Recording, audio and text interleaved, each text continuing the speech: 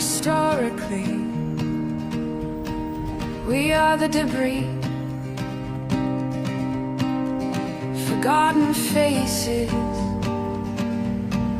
never more to be. Instead of legends fighting for something that had no guarantees, living ghosts we chose to live and die as their worker bees.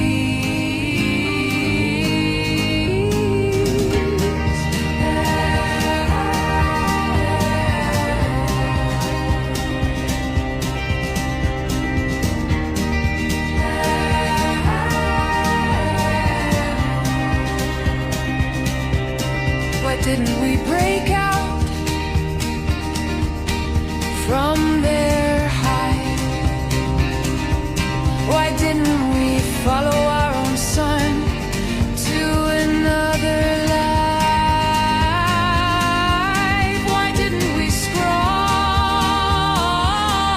over all their flowers? Brothers and sisters, it's okay to be free.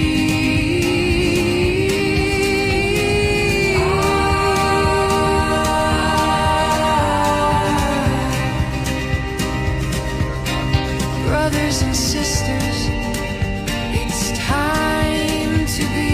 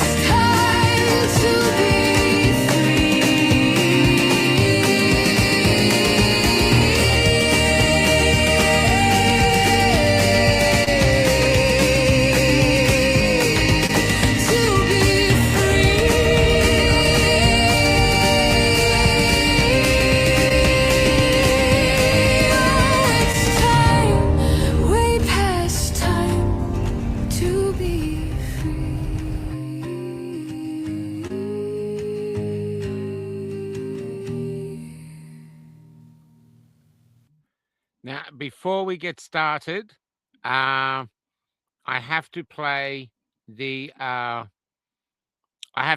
opening of the Chloe Quiz Show, which will be coming tonight if we don't get banned.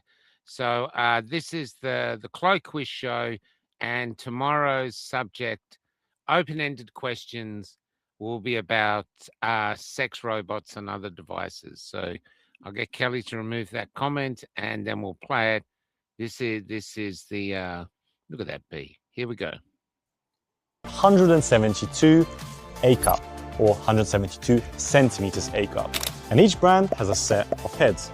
They're usually identified either by a name or a number. This one is Stella. So once again, a doll is a construction set. So if I like this body, but I want a different head, I can choose a different one in our catalog from the same brand and just change it over, just like this.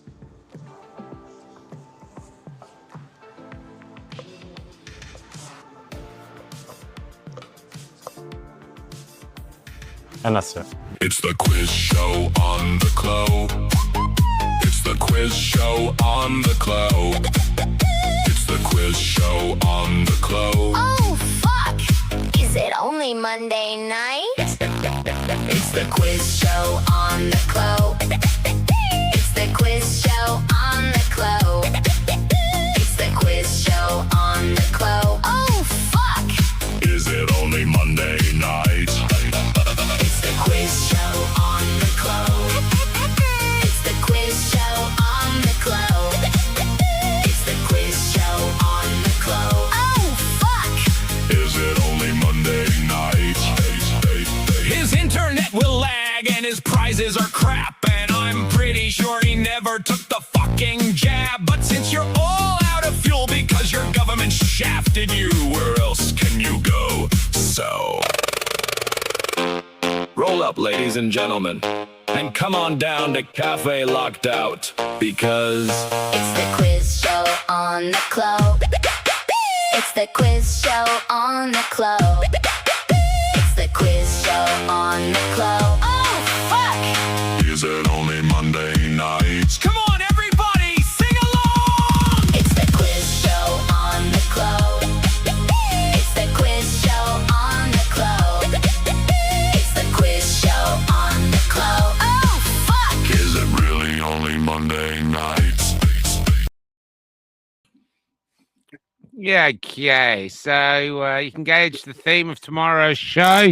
The future is already behind us. When he pulled the head off that sex robot, all I could think, Dr. Oosterhuis, was when we were kids watching Wurzel Gummidge, whoever thought he'd transition into a sex robot? Yeah, it gives a whole new meaning to giving head. Yeah, that's right. That's right. What a weird world we live in. What a weird world we live in. And We are the first generation where the future is behind us. yes. That's the truth.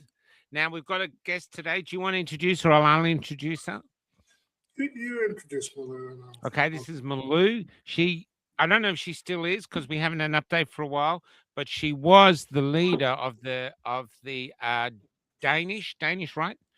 From Denmark, the Danish freedom fighters. And so we just like to connect every now and again to see what's happening in Europe, because all we see from Europe is Twitter, and it's not good. So let's Yes, bring her on. Here she is. And Malue was also involved with the North Group, which Yes, that's which right. a bit of a sister organization to the Lighthouse Declaration. I Yeah. remember you were writing letters to the Prime Minister and other officials in your part of the world. And yes, how's it going? How's the war Thank over you. there? Thank you, both of you gentlemen. Thank you for having me on. It's so Oh, lovely it's an to honor see to you. have you on, Malue. Honestly, Thank it's great.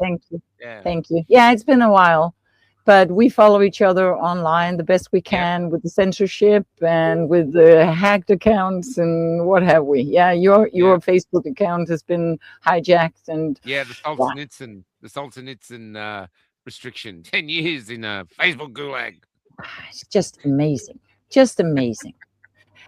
Well, so in Denmark, it is as in the rest of Europe. We are controlled by European Parliament, Yeah. Ursula von der Leyen. So the government in Denmark has turned more and more into just being an administrative office. So they just do what the Ursula is saying and what the rest of the globalist parasite psychopathic cult is telling them to do. So, yeah. So I guess it's the same as in Australia and everywhere. That's how it feels. That's actually how it feels. Yeah. Yeah. I don't And- feel that our government is in charge of whatever's happening. No. And it's unbelievable that not I know. more people can have the courage to really acknowledge what is going on. Yeah, that's right. Yeah. That's I would add one word: psychopathic death cult, Yes. because they seem to like to destroy things and Yes. do things which are the opposite of life affirming. Yes. Yeah. Things that Yeah. say reduce fertility, cause women to bleed, cause young kids to just die suddenly. Yeah. that cause cancers to bloom in at ages that never happened. You know, Yeah. they're trying to normalize Malue. They've got it on the newspapers now. Maybe we'll put up some clip. And on the TV, they're talking about how we're seeing cancers now in young people. Yeah. You know, dramatic numbers, and they say, "Oh," they bring a doctor on, and the doctor goes, "Well, it could be the diet, and it could be something they're smoking, or maybe it's, you know, they're not doing enough exercise." And of course they always leave out, you know, the synthetic gene injections. The government mandated on the people of the world, but particularly the people in the West. Yeah, I agree. It's the obvious that are being left out. Yeah. The obvious are being left out, and it's a gaslighting, and it's a twisting. It's 180 degrees turned around. And I think we can say the headline of is this death cult, as you call it, Dr. Paul. I agree. They hate humans. They hate everything that we are created to be. Yes, that's And correct. I was actually the first song that you played before we went on here. There is a beautiful song, and I was like, chill, goosebumps, because there is a line saying it's okay to be free. It's okay to be free. And it just hits my heart when I heard that, because that is how it feels. It's okay to be free. But we have been normalized there's so many information about humans and life and nature and what we are created as, in cooperation with everything else that is created by the same magical, intelligent force that some call God, some call spirit, others call universe, or whatever. We're all created by that. All life is created by that.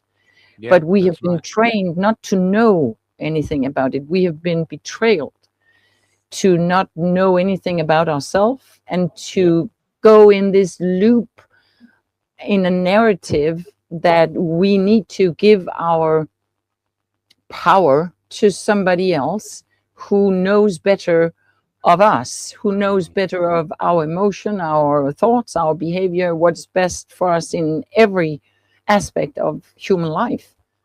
And we just did that. And it still amazes me how people, normal human beings, have come so far away from what is natural. It's just unbelievable. Yeah. And it's not just it's human in general. Yeah. So you see the same in Australia. Yeah, one of the framings I have, Malue, for what's going on in the world is there is a fight against the natural. Absolutely. And they want to see. I when I talk about the COVID shots for the last few years, I don't call them vaccines. I call them synthetic gene products or injections. They're bioweapons. They're bio and nanotechnology. They are, but they're definitely not a natural toxin. They're engineered poison. We have to get back to more natural stuff. And that's one of the nice things is I was such an allopathic doctor. I used all the Rockefeller medicine, nothing but the Rockefeller medicine for food. And it worked well, you know, for emergency care and anesthesia and pain relief. And but we never were. Now, as a result of what's happened, I'm becoming much more aware that there's much in the natural world that we've forgotten. Which in many cases is a lot safer than how we're structured to treat. Yeah. You know, Rockefeller took over natural medicine back in 1930s, along with the Carnegies, and so they have hijacked everything that is natural in medicine. Yeah, well, natural, even in our foods, Yes. I'm worried that because it was a gene product, because it did have DNA, one of the things is we had multiple law cases around the world, in Australia, about the DNA contamination. We took it to the courts and said, look, We have regulations that should have gone to the Office of the Gene Technology Regulator. It's a gene product. It needs to be licensed and tested. And the judge, Helen Roth, who had previously worked for Pfizer on multiple occasions, just went, no standing, Dr. Finch, you go away. And the babies case, the Australian babies case, there were a number of attempts here to point out the MP Russell Broadbent wrote a letter to our Prime Minister, Albanese. I don't know, is that 2 years ago now, Michael? It's 2 years ago. Yeah, easy. December, Easy. 2 years ago. It's a bit of a blur. We wrote, I was one of the co-signatories, saying you have to look at this DNA contamination. And the thing about the DNA contamination, which is unbelievable, and there's recently more information that's gone on to confirm this. The governments like RTGA, or in this case the Canada Freedom of Information, they didn't know that the SV40 had been hidden from them. They had to. It took people like Kevin McKernan to test it and go, "Holy shit, there's DNA in here, significant amounts of DNA that shouldn't be in here." And then belatedly they come back and they go, yeah, but in the freedom of information, they were shocked. They didn't know. In other words, they were deceived, and we were deceived. That they put this carcinogen in, and this is why at the moment, Malue, it's quite topical, because we've had TV friends on Australian TV going, "Oh, the kids are getting cancer at younger ages, and they're getting rare cancers, and it could be climate change," And it, of course, it drives people like me nuts, because they're lying. It's a lie of omission. Yeah, they're denying the facts. Yeah, constantly. They're covering up that they were deceived too. And I think it's an important point, because there are too many people who just shouts out, "Oh, they're all corrupt, and they're all this and that, and they've all been cheating on us, and they've all from the beginning they knew, blah blah blah." And of course, a lot of them did. But there is a lot of the institutions that did not know. You can have, I have a specific example. When we talk about deep state, or as Liz Truss, did you see the interview with the former UK Prime Minister Liz Truss? Yeah. She gave an interview recently where she was talking about the deep state. Yeah. And I'm thinking deep state, many Danish people, they think, oh, well, okay, it's something that goes on in the States or in the UK. It's nothing to do with Danish, politics, blah, blah, blah. But it has. And an example of that is that there were in 2020, in March 2020, there were a normal pediatric doctor like you, Dr. Paul. He made a study. He was involved in a study, a new one, where they wanted to see which remedies that was already on the market could help the COVID-19 patients in the hospitals. Okay, so they made a study with several remedies, amongst them hydroxychloroquine. But then shortly after, we had a director of the medical establishment here in Denmark. He said, no, you cannot, it's unethical to have these kinds of studies where you don't know what the outcome will bring. It's an experiment. So they took it off. It was off. Okay, so there was a board who were recommending these doctors. Thomas Benfield, he was an infectious medicine guy from the main hospital in Copenhagen. And they were being advised from a board, which I know now, and I did in 2022, that these guys who were advising this board guys, they are involved in the WHO, they're involved in WEF, they're involved in EMA, they're involved in all these. So it's so deep. Of course, these people know. The head of this medical agency in Denmark, he knew, but it doesn't mean that everybody in these institutions, they know the same, because they're built up in blocks. Yeah, so they don't know what each other is doing. Maybe they're wondering, maybe they're, you know, like being skeptical, but if they don't see any proof, they just go along. And now all of a sudden they're complicit. Good way And to they're- control them. Yes, exactly. And that is exactly what you're describing, Paul. You say, well, the establishment, the judge, the system in Australia, they don't want to acknowledge that they made a mistake. They don't want to acknowledge that this is horrible, what's going on. Yeah, the reason it's top of mind today is I watched an interview with John Bedowen. I hope I pronounced that right. The real CDC author. He's very sensitive, given the material he's done.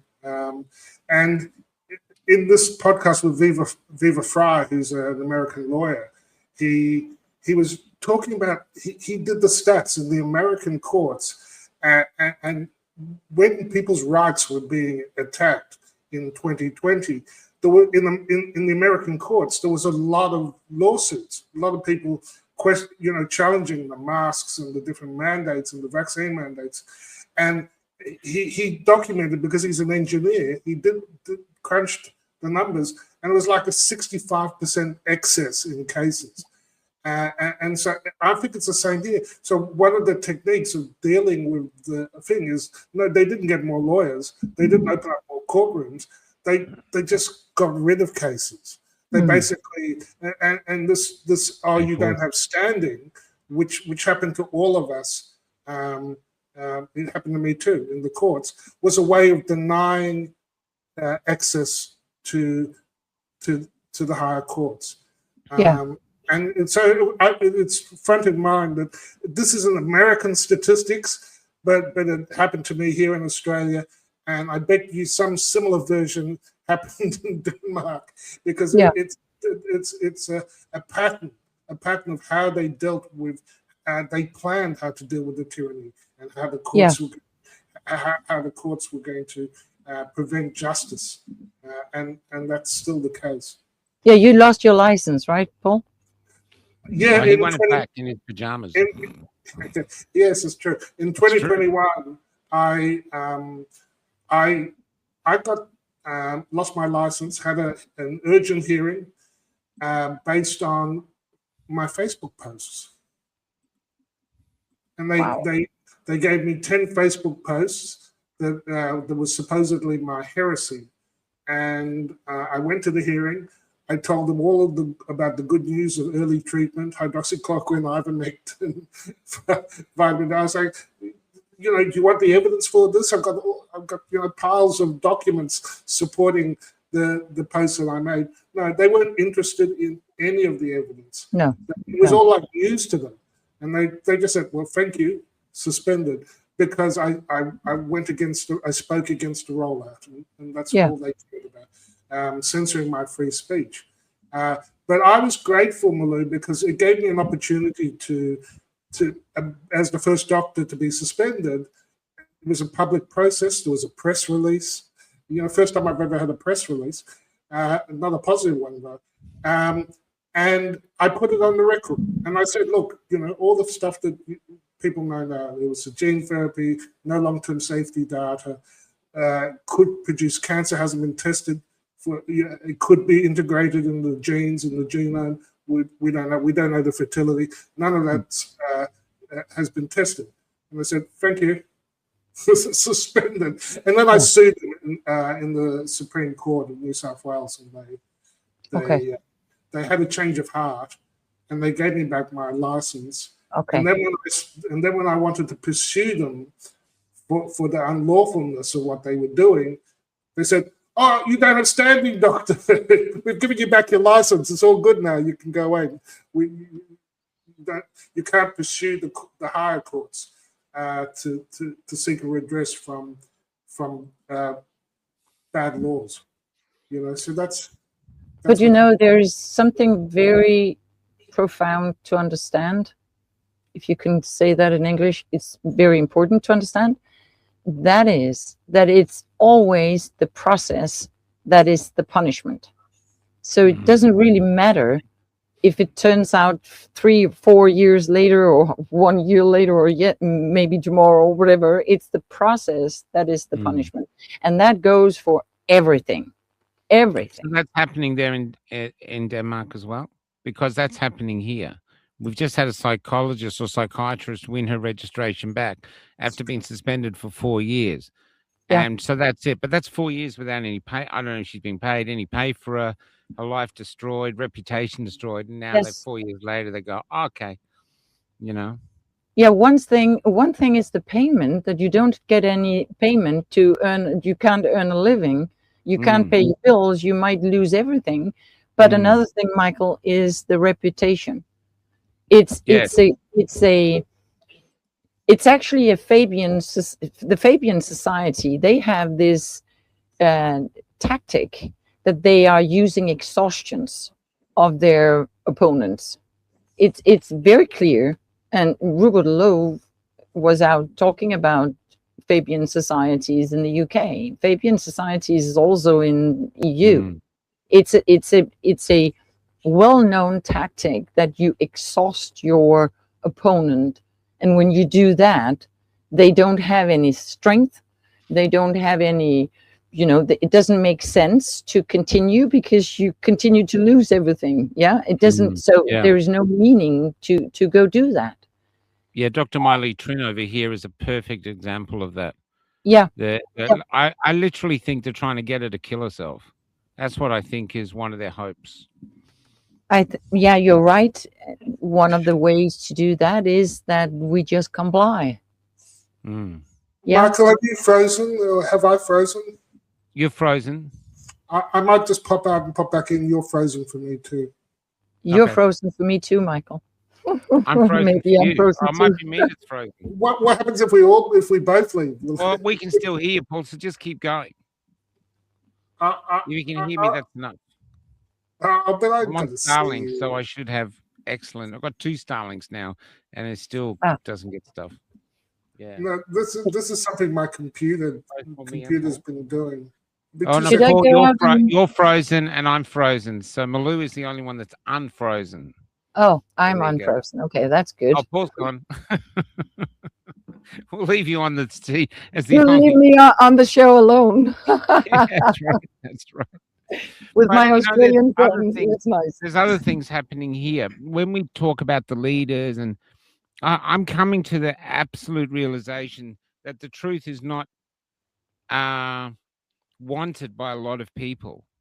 And there's a lot of very ordinary people that are quite happy that the government is ignoring everything and everything's ignored. They just want to go on with their lives. And they don't care, or they can accept whether, oh, well, if their family members are injured or killed by the vaccine, or even if they are. You know what I mean? I think long COVID is like a way to have a socially acceptable vaccine injury. I've got long COVID. Oh, you poor thing. I've got a vaccine injury. Oh, conspiracy theorist. That's it. Yeah. You know? It's because they're controlled by their emotions.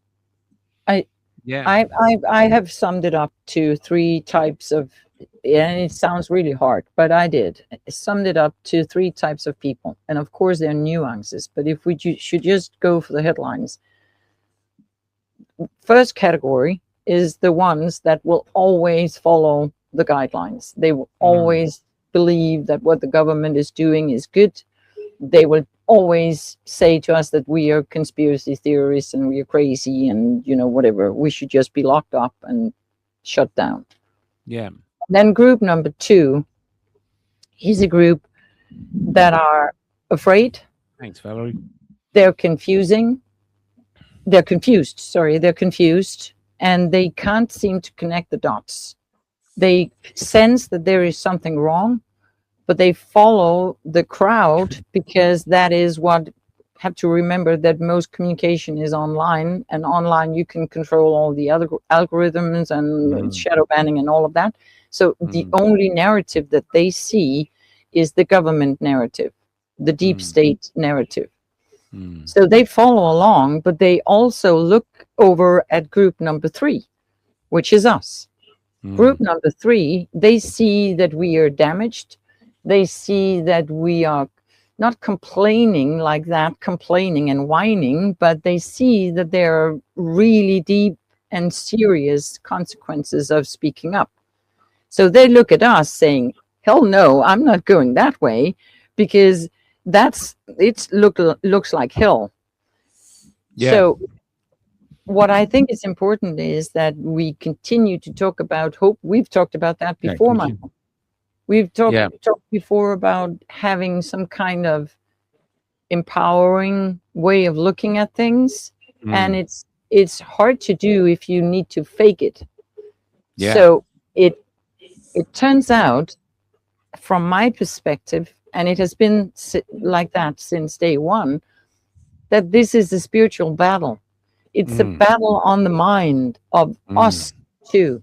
How can we level up? How can we evolve as the people, the humans that we are? How can we empower ourselves in a natural way so we don't have to fake anything? How can we take off our mask and show the real us? How can we get that connection? Yeah. Yeah. Yeah. And when we Yeah. do that Really inspiration. when we do that in a strong and loving and caring way, being free, telling our fellow humans it's okay to be free, and that I would rather see the truth of, and can see past all the illusions. I would rather have an open mind and questioning everything than being locked up in fear. So we show the positive side of being critical. Yeah. That will empower them. That will inspire them and of course we need to be really cautious, psychologically strong and psychologically wise with the wisdom that we bring forth in the way we are in life, but also the documentations on what is false and what is true. So we help them sow little seeds, and they come up with the solution themselves instead of we. And I've done that several times myself. I think everybody has done that. Every time we have the sense, oh, there's a crack here, we just pour in all the information that we have. But that's absolutely no go, because we're just drowning them in information. Yeah. Yeah. So Yeah. it is on a level that is much different, and it changes all the time. In the realization of that, we can do better. Malue, one of the things I think that our tribe, if you like, have in common is that we want to protect the children. We see harm happening to. I see harm happening to children. I see harm happening to pregnant women. I see harm happening to elderly people. I just see harm. When I see these reports of young people, a young nurse. Last week there was a post on ex-Australian, I think 22, 23 years old. And I know as a nurse or a doctor or a healthcare worker now, or even working in a nursing home, you are forced into taking these poisons. And that's what they are, I now see the vaccine schedule as something which is harming our children and needs to be stopped. And we still have an environment where there's coercion. You can't take your child to childcare, so you can't work. So it's called no job, no play. We've got financial incentives. The coercion shouldn't be part of medical treatment. If it's good, if it works, you shouldn't need to be coerced into it. Exactly.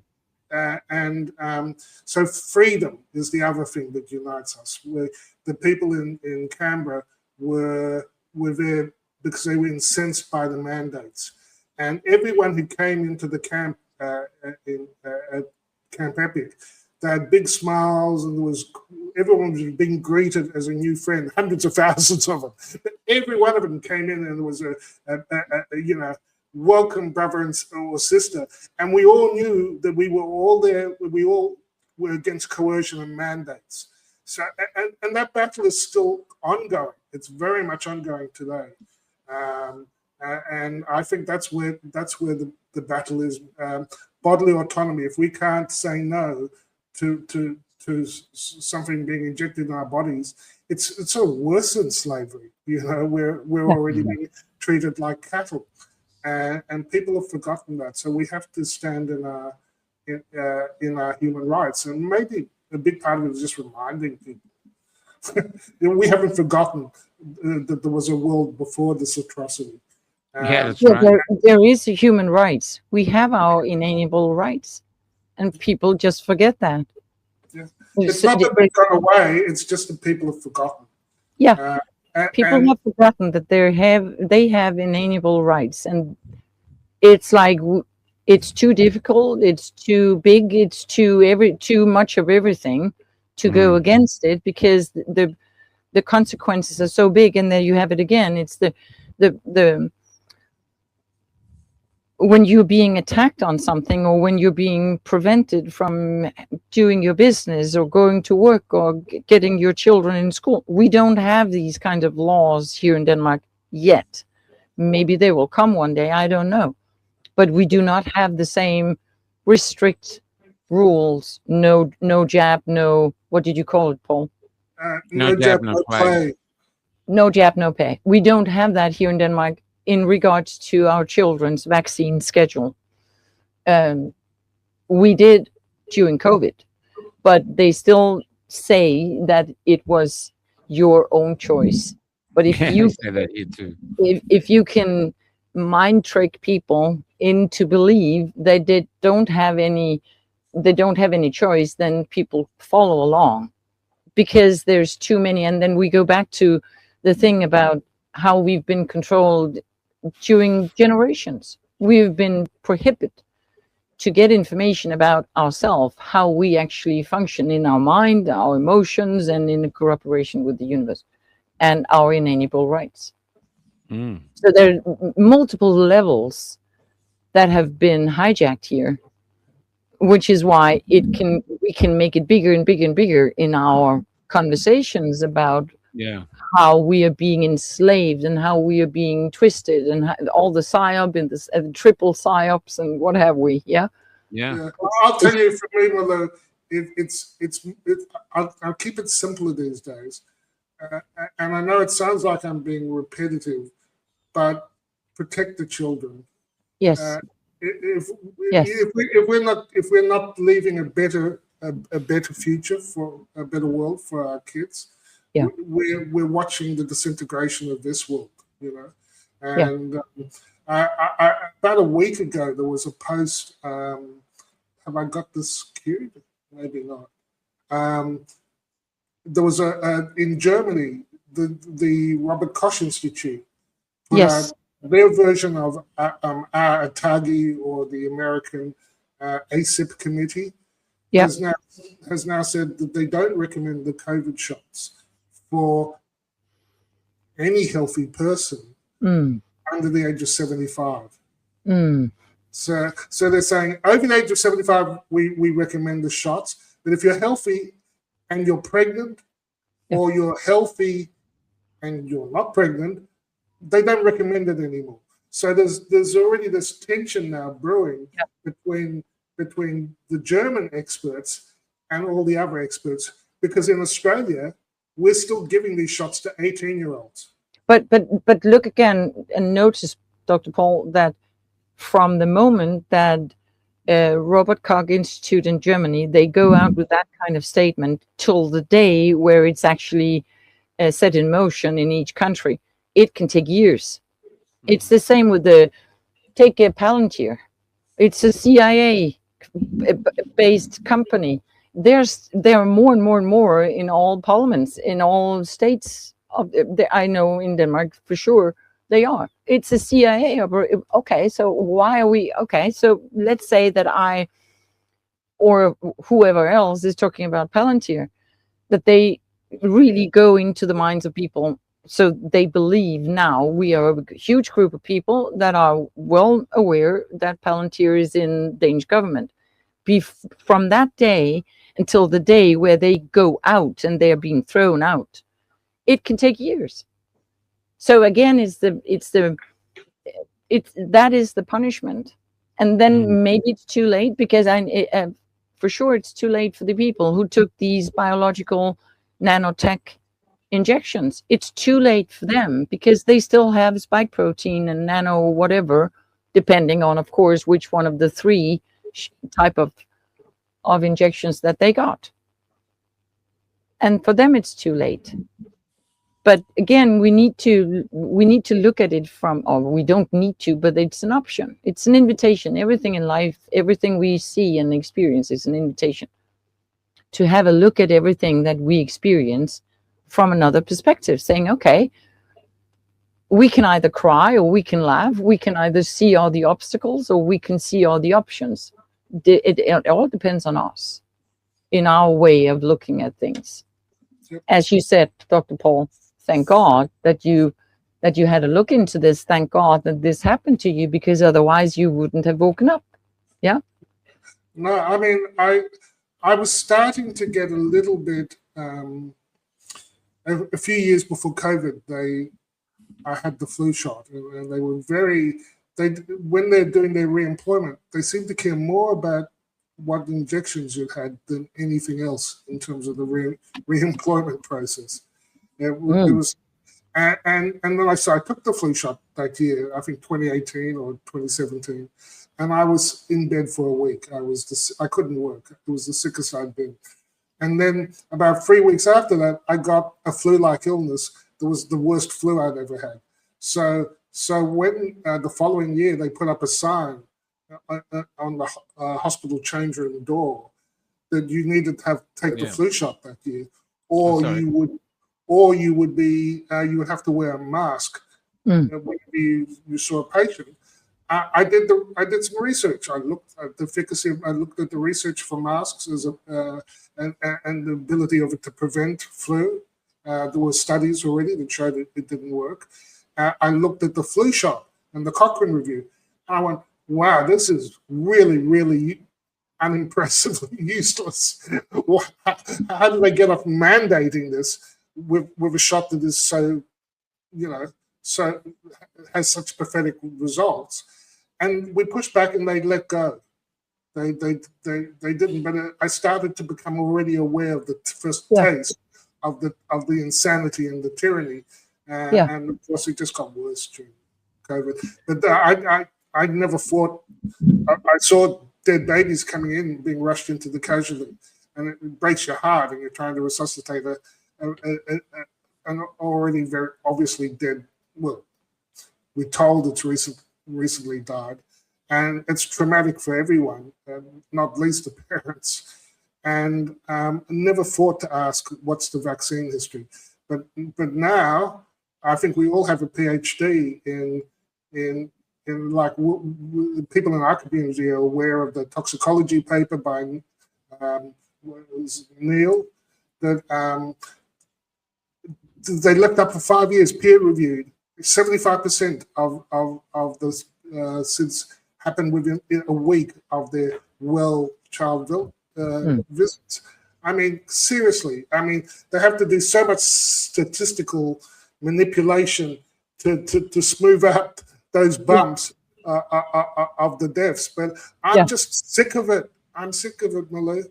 This is the problem. It's like I've been bombarded with this wave of suffering and been a witness of it for 5 years, and it's I'm keen for it to see it stop. Can I show you something, Malue?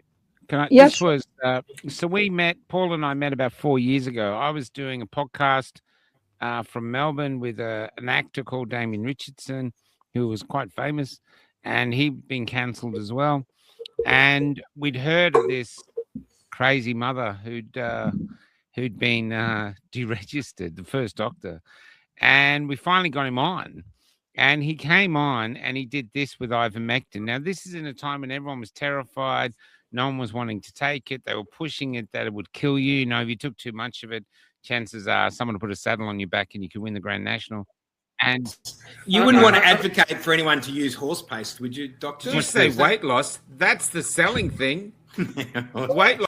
So that is ivermectin for the horse thing. He's got to inject it. This is the selling thing. Oh, yeah, that's the horse jab. That's the horse jab. It's not a jab. It's just a cream instead of a tape. That's awesome. Yeah. I've lost my speaker. It's a little bit sweet. It's a little bit sweet. That is so funny. I prefer to, look. My horses Sound. prefer my horses prefer apple flavor, but I can't for the life of me get apple flavor.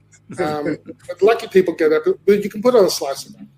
Nicole Schilling made a really good comment down here because we're talking about the adverse reactions from the jab. And she said, and it's really true, and I was almost going to say it, but I forgot. And that's, most people don't even want to admit that it's been an adverse reaction from the jab. I was like, don't be silly. It's just, I'm just giddy or I'm just whatever. It's just the denial is frightening. Yeah. I know, but where I'm standing, where I'm sitting, I've been in all these rooms on Clubhouse and other platforms. We've been fighting the FDA approval for the 5 to 11-year-olds. Yeah. And there were 300 submissions about 5 days ago. And through social media, we got the word out. We gave them the link to the regulations.gov website. These are the sort of things you can say. It'll take you 2 minutes. You know, this is what you have to do. And we got it from 300 to 84,000. And so Paul's been on message from the start. So a little while after that, we started doing shows together, but he's never changed. And he hasn't wanted to be right, but he has been right. And it's been devastating to watch because it's like what the guy who invented Telegram said. He said a really profound thing the other day. He said, when the Titanic struck the iceberg, it took hours before people got on the lifeboats.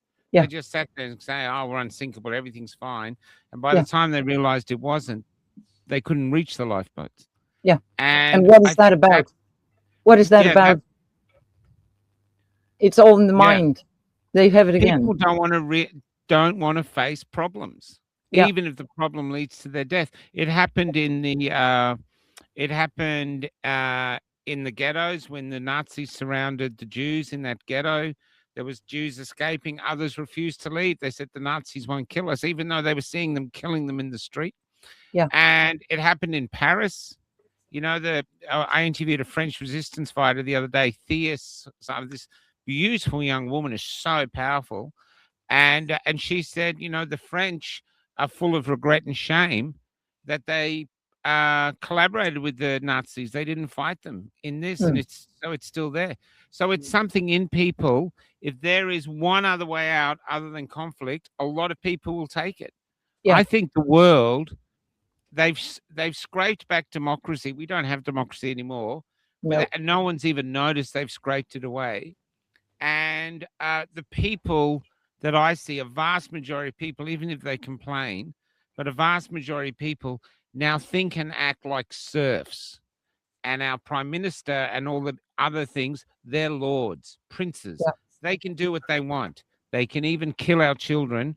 What can I do? And the perfect example of that, the most profound interview I've done in the last few years, was a guy who came to meet me in a caravan park. He had 5 children. 3 of them in their 20s were on pacemakers due to the vaccine. They knew it was the vaccine. He knew it was the vaccine. Different batches, different times. Just the day before I did the interview, his daughter had been told that she's going to have a pacemaker, 24. So this is for all time. He was not angry. I interviewed him for about 30 minutes. I went everywhere looking for a shred of anger. I wanted him to upturn the table. I wanted him to threaten to end someone. Nothing. All he said was, when I kept pushing him, was, oh, well, you just have to live the cards you've been dealt, and we've been dealt jokers. That's it. Now forget all the prime ministers and all, get down to that base. This man is not asking for any change. He's not asking his prime minister to look into it. He's not asking for his minister. He's not going to the police and saying, I think the government's killed my family or killed 3 men. Nothing. The only thing that makes me wonder there's a shred of hope is it was 9 o'clock at night and he drove through the night to record the interview. Yeah. Which makes me think inside him there's a conflict. But something around him, whether he's been affected by the jab or whether it's fear, just something is not right. And people have handed over their power. And I think one of the things that made them hand over their power is that they agreed to get medically raped. They did not want to take this thing, but they did. And I got a feeling, I've never had that happen to me, but I got a feeling if something like that happens, you might lose some power. I don't know. But Yeah. all of us are just scraping for answers, because the big question is, why are people allowing this to happen? They just have to go, no, we're not going into tyranny. They don't have to fight. They don't have to burn cars in the streets. They just have to say no. Yeah. And they don't. They don't. Malue, I've got a very short song for you that's on topic. I saw this the other day. We have written a song about world leaders. World leaders. We don't understand why everybody hates them so much. Why do you hate them? Why? Why? They have a really hard job. Very hard. The burden of the world is upon their shoulders. All upon their shoulders. And we believe that just for once we should sing them a song to praise their efforts. So many efforts. Efforts. Efforts. Are you ready? I'm ready. 3, 2, 1. Cunts. That was really good. That's That's how we fight. That's how we empower ourselves, you know. Yes, I think they did a good job too. I agree. Oh, wonderful. Yeah. Malue, look at all the things. I mean, you did the 24-hour thing with Jim. We had the Freedom Train. We had we did a 24-hour before that, which inspired him to do it. We've had numerous famous people over here die of the vaccine. Sam Neill died of the vaccine. Let's be honest. Shane Warne, our greatest cricketer, all these people have died. We've had doctors who were pushing the jab. One especially, I can't remember, Karen Phelps, I think. So she was injured, and she's married to a woman. The woman was severely injured. They came out. You thought, okay, this is going to change everything. Nothing. It's just, you're just looking, and it's, I really think we all say that we've woken up. But I sometimes wonder if the trouble with moving forward is we haven't identified the actual problem we're facing. And the problem we're facing is why so much of humanity is more suicidal than lemmings. Yeah, I get your point, sorry. Michael. I agree. How do you going, you know? But everything that so it's like the old wisdom word or an action is that you plant a seed to become a tree, a big oak tree that you will never live to sit under. Yeah, that's right. We have no idea what the effect on what we are doing, what it actually means. I'm a grandmother. And if I did not think that I am doing a positive difference, I would spend the rest of my life bare feet in the fields with my granddaughters. I wouldn't be doing this on a Sunday. I wouldn't be doing this at all. Same. So I'm full of hope. I'm full of a deep, deep belief. It's a knowing. I just know that love and light and in the intelligence that everything is created by, that it will overcome. And it's okay to be doubtful. It's okay to have off days. I have them too. And I just go off, I go into nature. I go, sit with a fire and just let my mind run with me, or just do nothing, whatever works for me.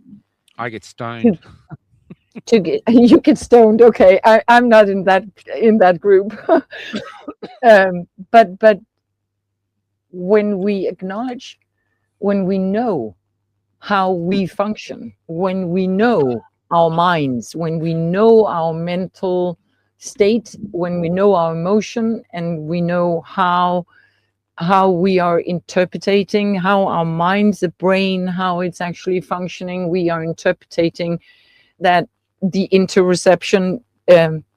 So the interoception is our brain's work of interpretate the emotions and the signals that it gets from the body. If we are unbalanced, if we are tired, or if we are stressed, or if we are in fear, or whatever emotion, our internal system is giving of signals to the brain. The brain can interpretate that according to what is happening outside ourselves, and it will the brain's most beautiful work is to keep us alive. So if I had a negative emotion and I saw you, Michael, I would my brain would connect that to you. So my feelings would be you. So you are a reason to my feelings. Yeah. So all of these details about ourselves, when we know that, we would know how to be in the world. So it's okay to have off days, but it's not okay to give up. In my opinion, it's not okay to give up, but that is what makes sense to me. Would it make sense to you, Michael, to say I'm off, or to you, Dr. Paul, to say I don't want to do this shit anymore, I'm giving up? No, because that's not the core essence of you. And there's a reason why we're here. So that core essence, what makes sense to people? What is the meaning of life? All these bigger questions. Am I happy just because I drive in a fancy car, or I live in a fancy address, or I have fancy clothes, or I have a fancy CV, a job that gives me a lot of money, or whatever? Does it make me happy? We've come to the state in our human life where these are the kind of questions that we need to ask ourselves. Yes, that's correct. And, That's exactly and when right. we find what is valuable to me, personal, then I can take actions that are accordingly. I can step into integrity, and that is the way out. As I see it, that is the way out, because then we would say no more. You just get the beep out of here, because I don't want to see you, government, anymore. Don't control me. Don't this and that. And when we come to that state, we will find others, as you mentioned, Dr. Paul, when people gathered in the park and at the camp, they just hugged each other, and that is where we find our fellow humans, equal fellow humans, and we can start build something else that is so much better for our children and our grandchildren. We thought we were alone. We thought there were hundreds of thousands who, the reason they were so ecstatic was not only did they see that they were not alone, but there were hundreds of thousands of us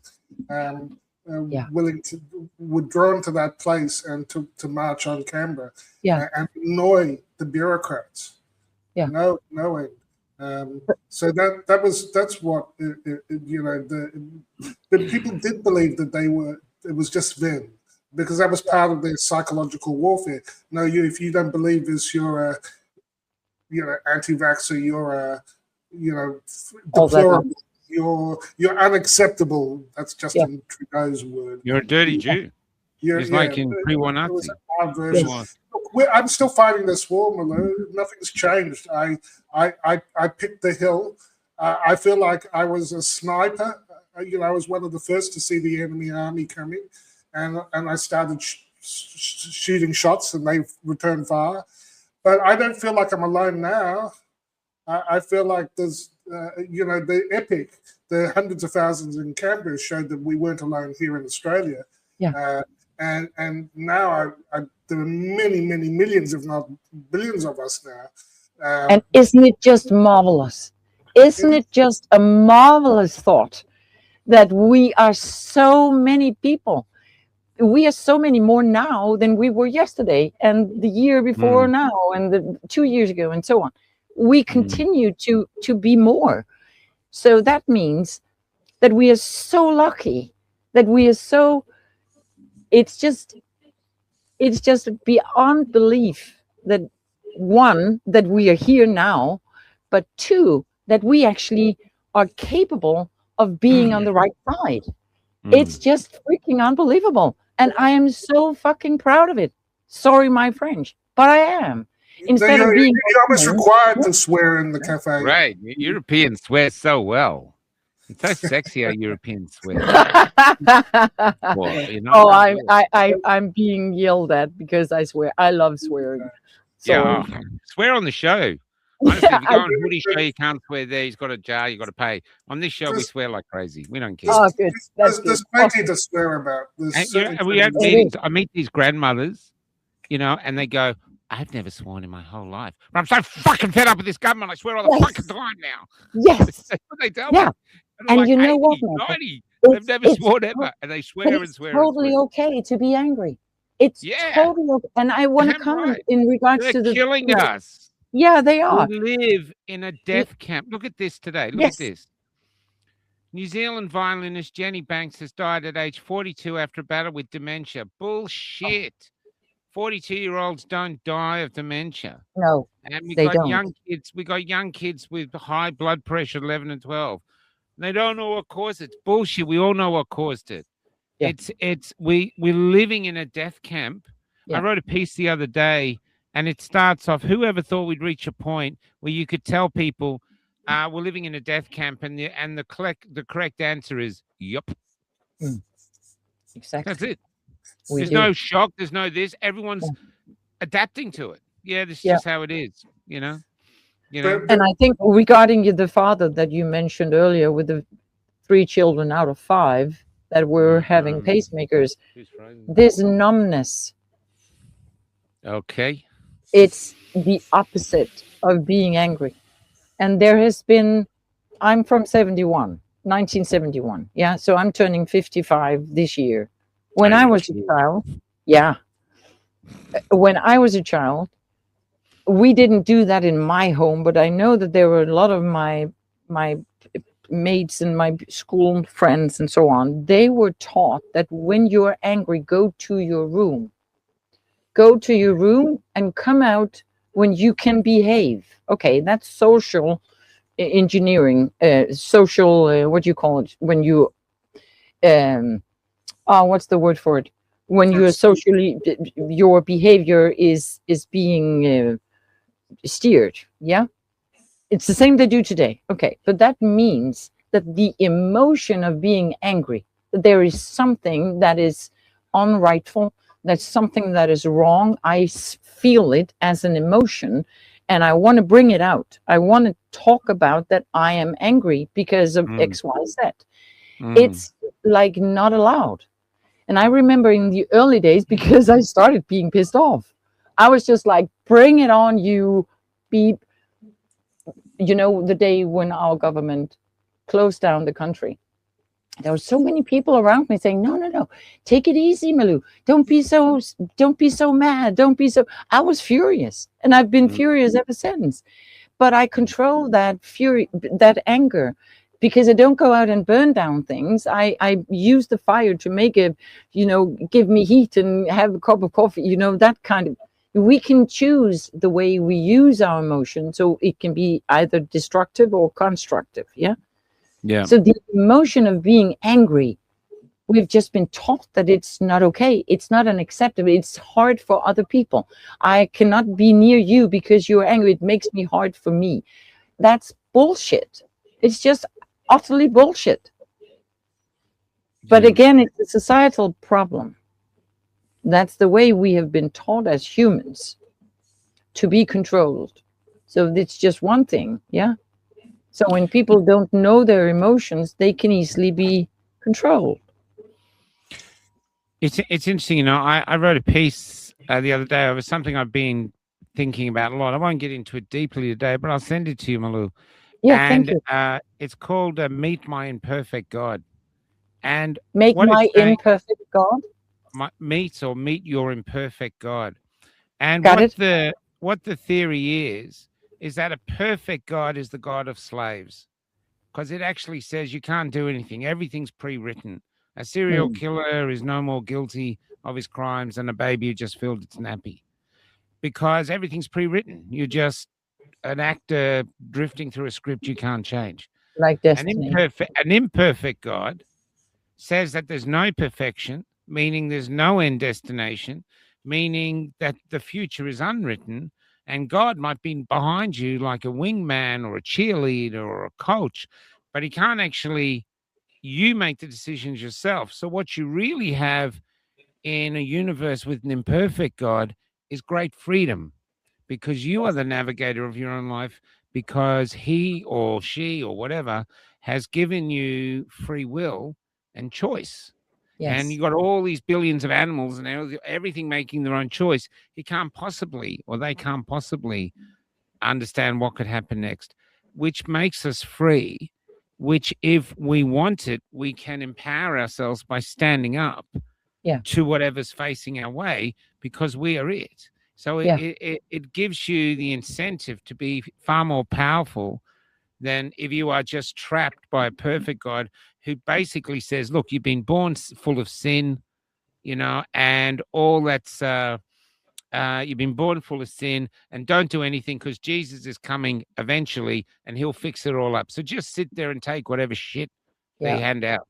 That's Yeah. what we're all leaving. I know this is controversial, it's pissing a lot of people off, but in the theory, it's saying that maybe all these other problems could be fixed if we had a foundation, and the foundation was an imperfect God who wanted to empower human beings and empower them not by giving them gifts, but inspiring to use the gifts they've already been given Yeah. to actually change the world for the better. And so Exactly. it's just trying to, it took a long time to put it up because I was thinking a lot of people are going to come and go, blah. But so far it's just getting people talking. Yeah. And It's not that's what it is. controversial to me, Michael. I've been talking about this for 30 years. Yeah, Yeah, I stole it off you. I meant to tell that is you. well done. But the more the more the better. Yeah. No, Yeah. it's not, absolutely not controversial in my point of view. The Christianity and religion in general has been hijacked to a certain extent. Yeah, to control. In my view, control. Yeah. And as I'm saying to the Christian people, or the faith people of faith, in religion wise, yeah. If you believe in a God, I believe in a God, but not in the way that religion has pointed it out or designed it. If you believe in a God, how on earth do you want this God that you believe in to have a saying on earth if it's not through you, as you? And they can't answer that. But religion has hijacked the action in people, because they say let go and let God, and they just believe that Jesus will come or whatever, which sounds very nice. It's the same with QAnon or other psyops. Yeah, it's a mind fuck. It's a trick to get you to slow down. They did it in the 60s with the sex, drug, and rock and roll in the movement that were about. Yeah, so they have. It's just numbing people. That's what it is. So we're paying big time now for people that went before us, who are just allowing themselves to be numbed down. And Yes. I'm not allowing that. I don't want to No. do that. No. No. Why should I? When I know that we can create something that's so much beautiful, so much more beautiful than this. Absolutely. Why Imagine a should world I? where all humans had worth. AI Yes. just served us, but the core was that all humans had worth. When a Yes. child was born, it was seen as a great gift, and stuff. Absolutely. And that is what we can achieve. So we haven't really given the other side a greater vision of where we can reach. We're just saying, Exactly. don't go that way, don't go that way. So go what way? Oh, we're not sure yet. Where That's maybe the way of we had inspiration. Yeah, some sort of vision, exactly. people could start heading there. Because Yeah. I read a thing about America, about all the homelessness in America, all the people living in their cars. And this young man said a really profound thing. He said, these people aren't homeless. They're refugees. They're leaving a society that is not conducive to their souls and just living in generally. And they're searching for something else. I've been in my bus now for 4 years, I think, and I'm starting to feel the same way. I really am. It's like out there is some better way to live. Yes. And it really is there. Yeah. And we're the ones to reach it. I don't believe anyone's coming to save us. I don't believe the upper echelon can save us. I think they're all so deep in the trough of lies that they can't. It has to change from the bottom up. And the other beautiful thing, like I'm in a town today, York, there's a woman here called Monique, and she got onto the council now. She got the mandates, or challenged the mandates here. She's an incredibly effective leader, and yet she doesn't rant and rave. She's a tiny little thing, but she set up this hub now, they call it, in an old building she was gifted. They have free food they give away 3 days a week. She Wow. told me today 100 will turn up on one day. People are coming around desperate for food. op shops where they can take it, and she's saying that society's going to get tougher and we have to give more. And she's doing it through her action. She's got all these people volunteering for her. We're going to we've interviewed her a few times, but she's doing it. She's Yeah. actually showing the way Yeah. through Yeah. action and faith. Yeah. And this is what I'm seeing. So I'm seeing hope all over the place, but it's on the ground floor in the people who It are is. making decisions. I'm not going that way. I'm not Yeah. going into tyranny. I'm not going to lead my kids into tyranny. I don't know where I'm going yet, but I know where I'm not going. Well, like the Yeah. government, what could it be? Vaccines can't be the vaccines. Well, we're thinking, well, it is the fucking vaccines, Yeah. and we're heading away from them. So there's the crossroads. And I think more and more people around the world are going, yeah, we don't want to go. I'm sick of having cameras in my face and being threatened and frightened by some new virus that, they found on a cat's ass in Brazil. I'm sick of it. I just want to head to somewhere better. And we know it exists because anyone over 40 or 50 has a memory of a time that was far simpler and more human than Yeah. where we are now. Yeah, and it's like a vision. Yeah, because it's not something that we have experienced in our outer life yet. Yeah. But it's a sense, and we can have that. Just look at the word inspiring, inspired, inside. Yeah, in spirit. Okay, so it's an information that comes with spirit inside of us, that we sense there's something that is driving us. There's something that is there's a power that is leading our way. We just have to follow in faith to ourselves that we are capable of taking one step at a time, no matter where the road leads us. We just sense that I'm going this way today. Maybe tomorrow I will be corrected a little bit. Maybe tomorrow I'll be knocked down, but then I rise up again, and then I'll correct. It's most people, they want to know what is going on. They want to know, they want to have the sensation that they're in control, that they want to know, okay, tomorrow I'll be at work at 8 and I'll deliver the children at 7 and I will do this at 5 and I'll do this at, whatever. That is the way the brain likes it, because again, the brain's most important single job is to keep us alive. And it wants us to know what is going to happen, which is why if there is 2 dots that the brain cannot connect, then it will come up with an idea how to connect them, even though it's allowed. That's how the brain is working. It's just unbelievable. We need new stories, basically. So I'm not saying God doesn't exist. No, I'm saying that my brain is so small. I mean, I never figured out how to program a VHS, and now they're gone. And so I never knew how to do that. And I've got to conceive what a God that created the entire universe, how that actually works, and fit it in this skull. Don't think so. And so we've created stories that fit into our little heads. And those stories are no longer working for us in a positive way. And that's why I think we have a right as a society to redefine a God that actually suits our needs and gives us more hope and a better future than the one makes that we more went. sense. Yeah, Something even the that makes more Armageddon. sense. People have been saying from the beginning, oh, look, this is the Armageddon. This is pestilence. This is that. And I thought, you know what? It sounds like the great end for a Netflix show. Yeah. But the rich are so powerful now, they can orchestrate it to make it look like Armageddon's happened. Trump goes to war with Iran. They engineered the COVID virus. So these aren't the 4 men of the apocalypse. This is the guy behind the curtain going, here comes the apocalypse, but it's the Wizard of Oz shit. We've been this, and Armageddon itself. Oh, this is going me in so much trouble. Revelations is almost a way of suppressing people. Don't do anything. It's the end of times. Don't. Everyone stays down because the last thing they want is for us to rise up. Exactly. They want us to feel hopelessness.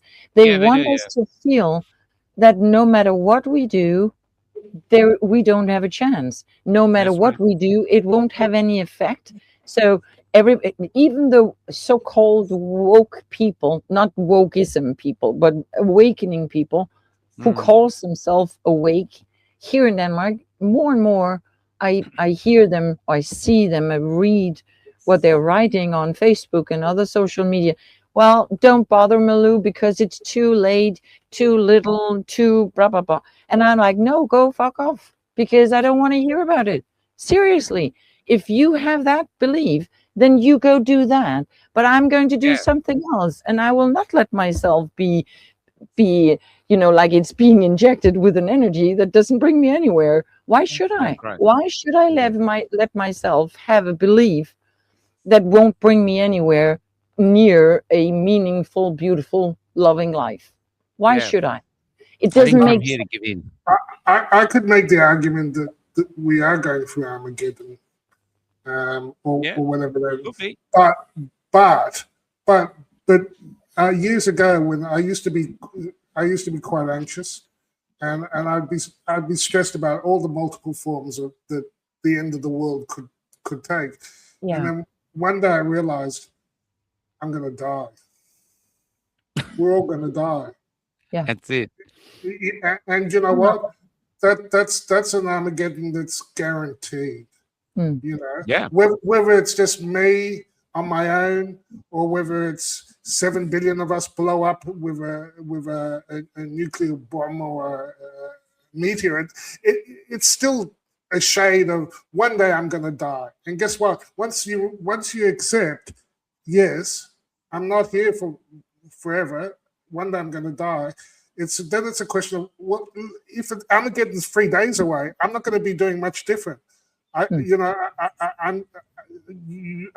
put my stake in the ground, and these are the things that I want to do with what time I have remaining. And it wasn't what I had in mind 5 years ago or 6 years ago. But in many ways, it's better than it's better. No, I like Michael said, I seem to have got a lot right, and that horrifies me, because sometimes I feel like the mythical Cassandra, that you get the gift of prophecy, but no one will hear you. But it's not quite true. People are hearing, and people are understanding. Yeah. And I don't think it's that. Yeah. So I think we've got to narrow down our priorities, and I think we get things too complex. And the other side is very well organized and very skillful at distracting us. But yes, absolutely.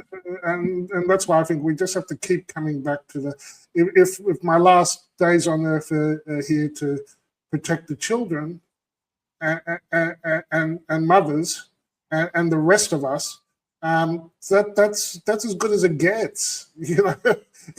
That's as good as it gets, and that was a gift of the struggle. And so yeah, no regrets. If the world doesn't end in 4 days, I'll be fine. If it lasts for another 4 millennia, that'll be great too. But it's a question of how do we live between now and then. Everything is a matter of perspective. Everything is a matter of perspective. What lenses do you from which lenses do you view the world? How come some people are so depressed? It's the lens. When you look at it from the other side, yeah, it looks totally different. So it's a way of thinking. Okay, who taught us how to think? Like in a dramatic way? Well, it is the deep state. It has been going on for so many decades. Yeah, thousands of years. And they started in school. You talked about earlier in regards to medicine.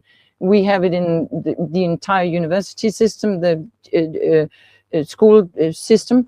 Everywhere we have in a society that humans are being manipulated to believe something restricted in a box. All of us. And it doesn't matter if you're in Australia or in Denmark or in Greenland or in the States or in Portugal or whatever.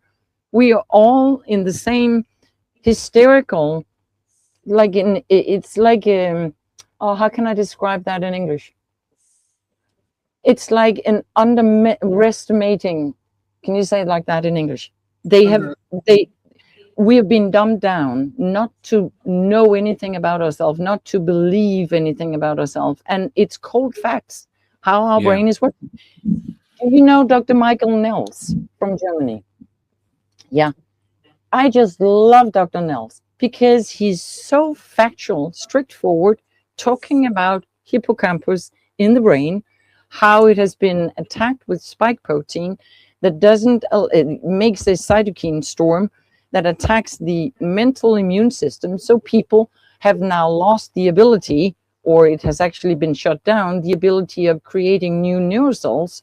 If you don't have new neural cells in hippocampus, then curiosity has been closed down. Oh, Wow. yeah. Wonder what. How do you spell his name?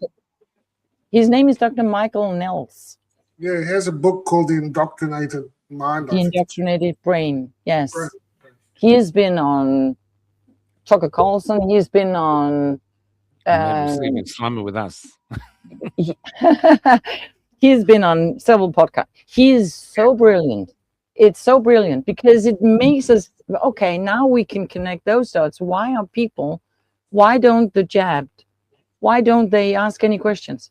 Why don't they go out in rage like the father you mentioned, Michael? Yeah. Why Perfect don't they example. ask questions? Why don't they say you killed my children, or you did this, or this is? Or what's in it? What did you put in me? What did you put in me? Why was I supposed to be forced to take this? Why was I coerced to take something that is an experiment? And you stood up there saying it's safe and effective. How the fuck did you know that? There was no studies. And everything that we said from the beginning, we have now documented that it's true. So I wouldn't mind. I would rather not be correct, because truth is not a question of being right. Truth is a matter of the truth. Yeah. So Yeah, 100%. being open-minded, how do we do that? We inspire each other that it's okay to be mistaken, to be wrong. It's totally fine. In my community, where the people that I talk to, I go say, well, I guess I was wrong about that. Or they say to me, oh, Malue, maybe you should look at it from another angle, because then it looks like this and this. And I go, oh, yeah, that's true. Let me have another look, So we inspire each other. That is what talking, communication. The science is never settled. No, the science is never settled. You constantly have to question it. If it's settled, it's not science. It's exactly. Exactly. It's ideology or big pharma copy. Yeah, but again, it's a process that is the punishment, and whoever deep state, globalist, psychopathic, parasitic death cult, whoever they are, they do hate everything about life. They hate everything that makes us humans. They hate our reproduction system. They hate everything about us, our creativity, our humor, our everything. They hate us. They simply hate us. But people, normal human beings in general, they don't feel this kind of hate. They don't know this kind of hate in themselves, because they were told when they were children, you are angry now, you're jealous, go into your room, be ashamed of yourself, like the church has been doing. Shame on you for feeling or doing this and that. Yeah, that's right. Yeah. So we don't know these darkness, this dark side of us, this unacceptable emotions that we too can feel. I fucking want to kill him, or I want to, whatever. It's not the same that we're going to do it. Yeah.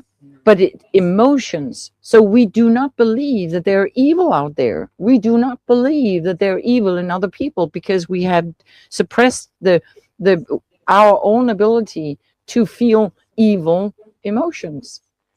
So powerful stuff. It is a battle on the mind, and it is a spiritual battle. No doubt about it. No doubt about it. I believe in evil now more than when I was very young. I mean, that's part of the process of what's happened the last few years. Yeah. Unfortunately, you're acclimatizing yourself to the idea that, I mean, so when the Epstein files came out, that was unbelievably horrific. And yet somehow I don't know how we take another step. I don't know how we get through a day in Parliament or after all this has been revealed, getting back to the anger. I think Ben Clifton commented in here, anger is an energy and it needs to be channeled properly. And I think Yes. that's the challenge. I notice that in America now, they've discovered that they've got these flock cameras, surveillance cameras going up Yeah. everywhere in America. And so now they too have got a bit of an issue with angle grinder damage. People are coming in and chopping it. So not that we recommend this behavior, but you can see that people are taking are pushing back against the idea of you are going to be completely surveilled 24 that there's no expectation of privacy. Only the pedophile elites, satanic elites, they get privacy, but the rest of us, we're like prisoners, because that's what it's like in prison. In a prison, you're observed 24 hours a day. Yeah. Yes. That's how they designed the prisons. Excellent, Paul. And this digital, what was that, Mark? Just excellent point. Yeah, so we are building a digital prison, and the flock cameras and all that is a big part of it. Palantir and their drones. Exactly. Palantir was also in the Epstein files. Yeah. Yeah, we're moving quite fast because I think the trigger will be something like a cyber attack or a war or more war or economic collapse, and then they say, sorry, your money, the banks are closed, but you'll get some of your money back, but you just have to put in your digital ID if you want to access it. And then you'll be in this new money, which is complete surveillance and control. Yeah. And I think it's close. I feel I watch the markets and the economy quite closely, and I don't think we're angry enough. I agree. But you haven't been angry enough. That's the big question, Malue. The fact that we're not angry enough, to me, what I thought humanity was, humanity is not reacting the way I thought it would. Once it found out its children were being killed, its parents were being killed, its partners. In Australia, we are broke. We are sitting on all this mineral wealth. The government's just giving it away, and there's still not enough anger. They're flooding us with migrants. We've got 2 million more migrants coming in. There's no jobs. There's no houses. The roads need fixing. The hospitals can't cope. They're bringing 2 million more in. They don't care. There's some anger, but not enough anger, and it's baffling.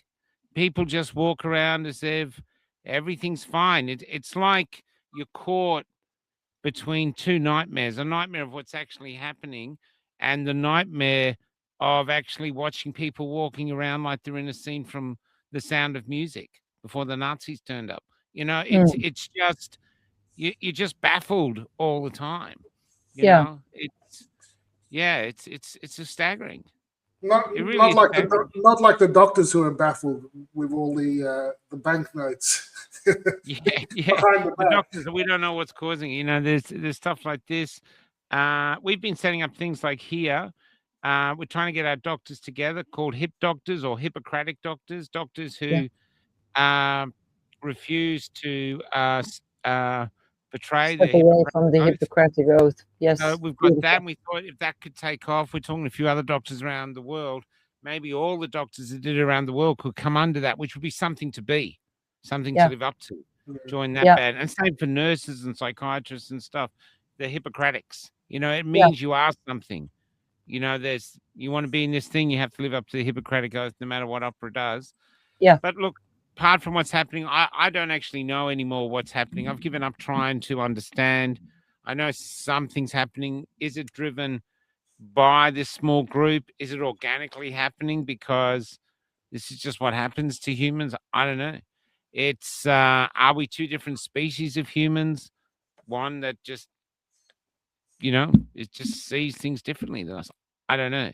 All I know is I feel in my heart and soul that we're heading somewhere bleak, and we have. What does that mean, bleak? What does that mean, Michael? what's the word for bleak, Paul? Somewhere not It's gonna conducive to our It's souls. it's going to get worse before it gets better. You know, Yes. bleak is like winter, worse Yeah. and dark, Yes. and Got it. we don't have to go there. We just don't have to go there. We have everything we need to go another way, and so I think that's the big problem we have to face now. Why don't people? You know, maybe why don't they care? Why won't they take just a step up? They don't have to go to Parliament and burn Parliament down. They just have to do something. Start using cash. Start Mm. just small, just something that empowers humanity. Start Mm. saying no. Start learning how to say no. Sit in front of a mirror and go, no, no, and just learn how to say it so you get some power back. Mm. And basically, pick up the responsibility of your own power. You haven't been sent here to be a slave. So why are you enslaving yourself and enslaving other generations? It Why do makes that? how do you make a path, Michael? How do you make a path? You make a path by walking it. Yeah. And it's not only a neurological thing that, for instance, if I had a blood clot in my brain tomorrow, then the neural system in that pathway that they're connected, it will break. Okay, so now we have to fight really fast and step in immediately and start training the brain to make new neurological pathways. It's the same with behavior. It's just, with or what you call it when you say it's like you do something as you just do without recognizing or realizing why you do. It's a habit, yeah.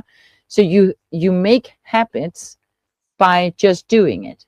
And if we look at it from a helicopter perspective, we have the human family who by habit has been walking a path in the wrong direction. Okay, so how do we change that?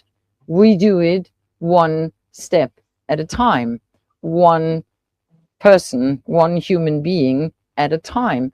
And the only thing that we have an access to controlling is ourselves.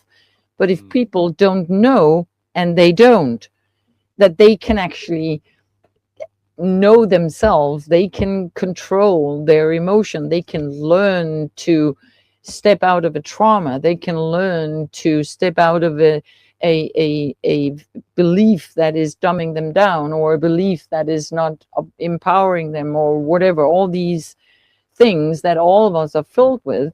I know, because I'm a trauma healing therapist. And there's so many people that don't know, one, the power that they have, that they are cooperating with the universe 24/7, 365 days a year. They do it without even knowing it. That's why that means that it's the subconscious, the unconscious behavior that is actually creating our life. Okay, wow, what a marvelous thing to know, that we can turn around and go the other way. But we need to recognize, we need to know that. So we need to realize what we are, not who we are in our clothes. And I am Malue, and I'm wearing a white blouse, and I'm sitting here with Dr. Paul and Michael, my good friends from Australia. I live in this and this. No, what am I? I am a soul. I am a beautiful creature that is just beyond belief, created by an intelligent force that has created all of us, every life. Even though we don't give it energy, we breathe every day, our hair grows, our nails are growing, the trees in the forest, they get leaves on them every spring. Just, like, it just happens. That is that kind of life force. If we get to know that, it will make totally sense to us why we should turn around. Because then in that second, we would know that we can create something else. But I do believe that we need to walk this path. I do believe that even though we are 5 minutes to 12, it is absolutely necessary for humanity to walk that way, to know the pain themselves, to understand what it means to be. Is this of value to me? Because it is on the flip points, on the, you know, when it breaks, when we crack, that is where the light comes in. Yeah. Yes. Yeah. And that is a really when we see it from that perspective, then when we know that everything is just an illusion, then it really doesn't, it's not that it doesn't matter what happens, because of course it does, but we are not affected of it in the same way, because we know we are not this flesh and blood, we are not our mind, we are not our thoughts, we are not our emotions, so we can step out of it. We can tap out of it and be present in life right now, in another way where it doesn't bring us down, but where we say, yeah, bring it on, life. Let's do this. Let's create something that's so much more beautiful. It's just unbelievable. So beautiful. We can make life unbelievable. I it. think It's beautiful. Thank you. even though sometimes I say these really dark things like, oh, maybe things are collapsing, and I don't actually see that as a negative thing if it happens, because I think there's so much rot in our structure. The way we live isn't the optimal way for human beings. Exactly. We live. We're heading in the wrong direction. Yeah. So any sort of major financial event or big change in society is going to be painful and disruptive, but it's the opportunity to rebuild in a way that is sane and conducive to human flourishing, and that's why I don't put a bag over my head, because I'm thinking, yeah, it's probably going to get worse before it gets better, but from rock bottom, when the addict hits rock bottom and has lost everything and is in the gutter, you vomit on them, and they say, I've got to make a change. This is not working. And I think that this is what's happening for our societies writ large. We're all going for a global societal in the gutter with vomit, to get up, pick ourselves up, and go, okay, we have to do better. And that's what I just love the story about Lazarus. I have never read the Bible in full, but I have a dear friend who reminded me years ago about the story about Lazarus from the Bible. Lazarus was sick, and his sisters went to Jesus and said, Jesus will come and heal our brother. And Jesus said, yeah, sure, I'll come. And a couple of days later, he still hadn't arrived, and the sisters went to Jesus again, and she did it 3 times. And then finally, Jesus came to see Lazarus, and then he was dead. And the sisters were crying, and Jesus said to the sisters, bring me new clothes, bring me new, how do you say that in English, garment? Do you say, like, it's not clothes like we wear, but it's just, like a big thing, one big piece? Straddle. You say straddle? Shroud or something. Shroud. That's like, sometimes they bury people. Yeah, exactly. Yeah. Okay, so bring me one of those so I can dress Lazarus in and remove the stone from the grave. And they were stunned. They were like, no, you can't do that. And Jesus did it, or somebody else. I can't remember the story in details like that. But eventually Jesus got into Lazarus, and he put him in other clothes. And it was like he went out, he went alive. He brought life into Lazarus again by giving him this nursing and the love and the caring and the empathy, all the beautiful things that we as humans are capable of doing.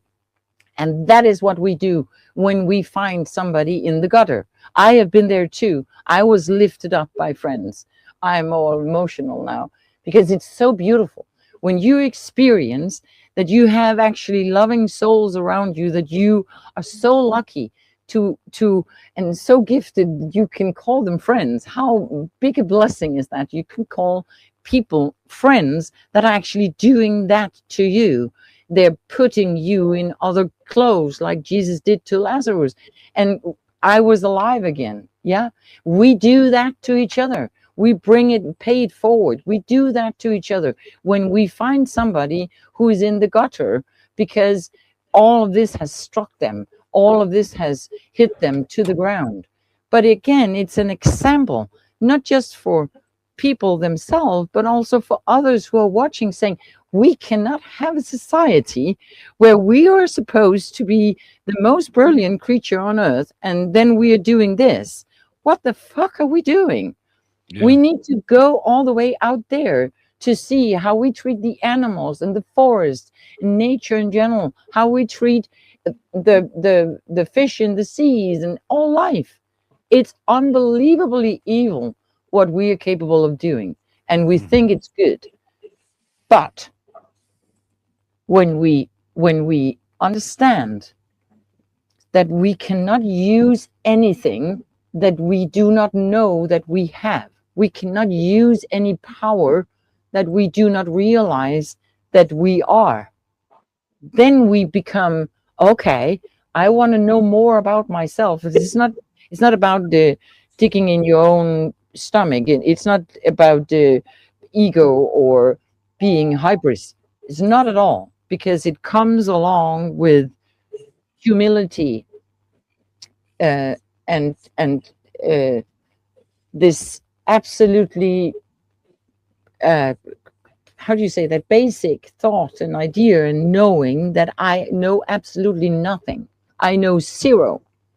That's why I need to be humble, and I need to listen to the people that went before me, the ones that I stand on the shoulders of, not just my great grandparents, but also Dr. Paul. You're a doctor.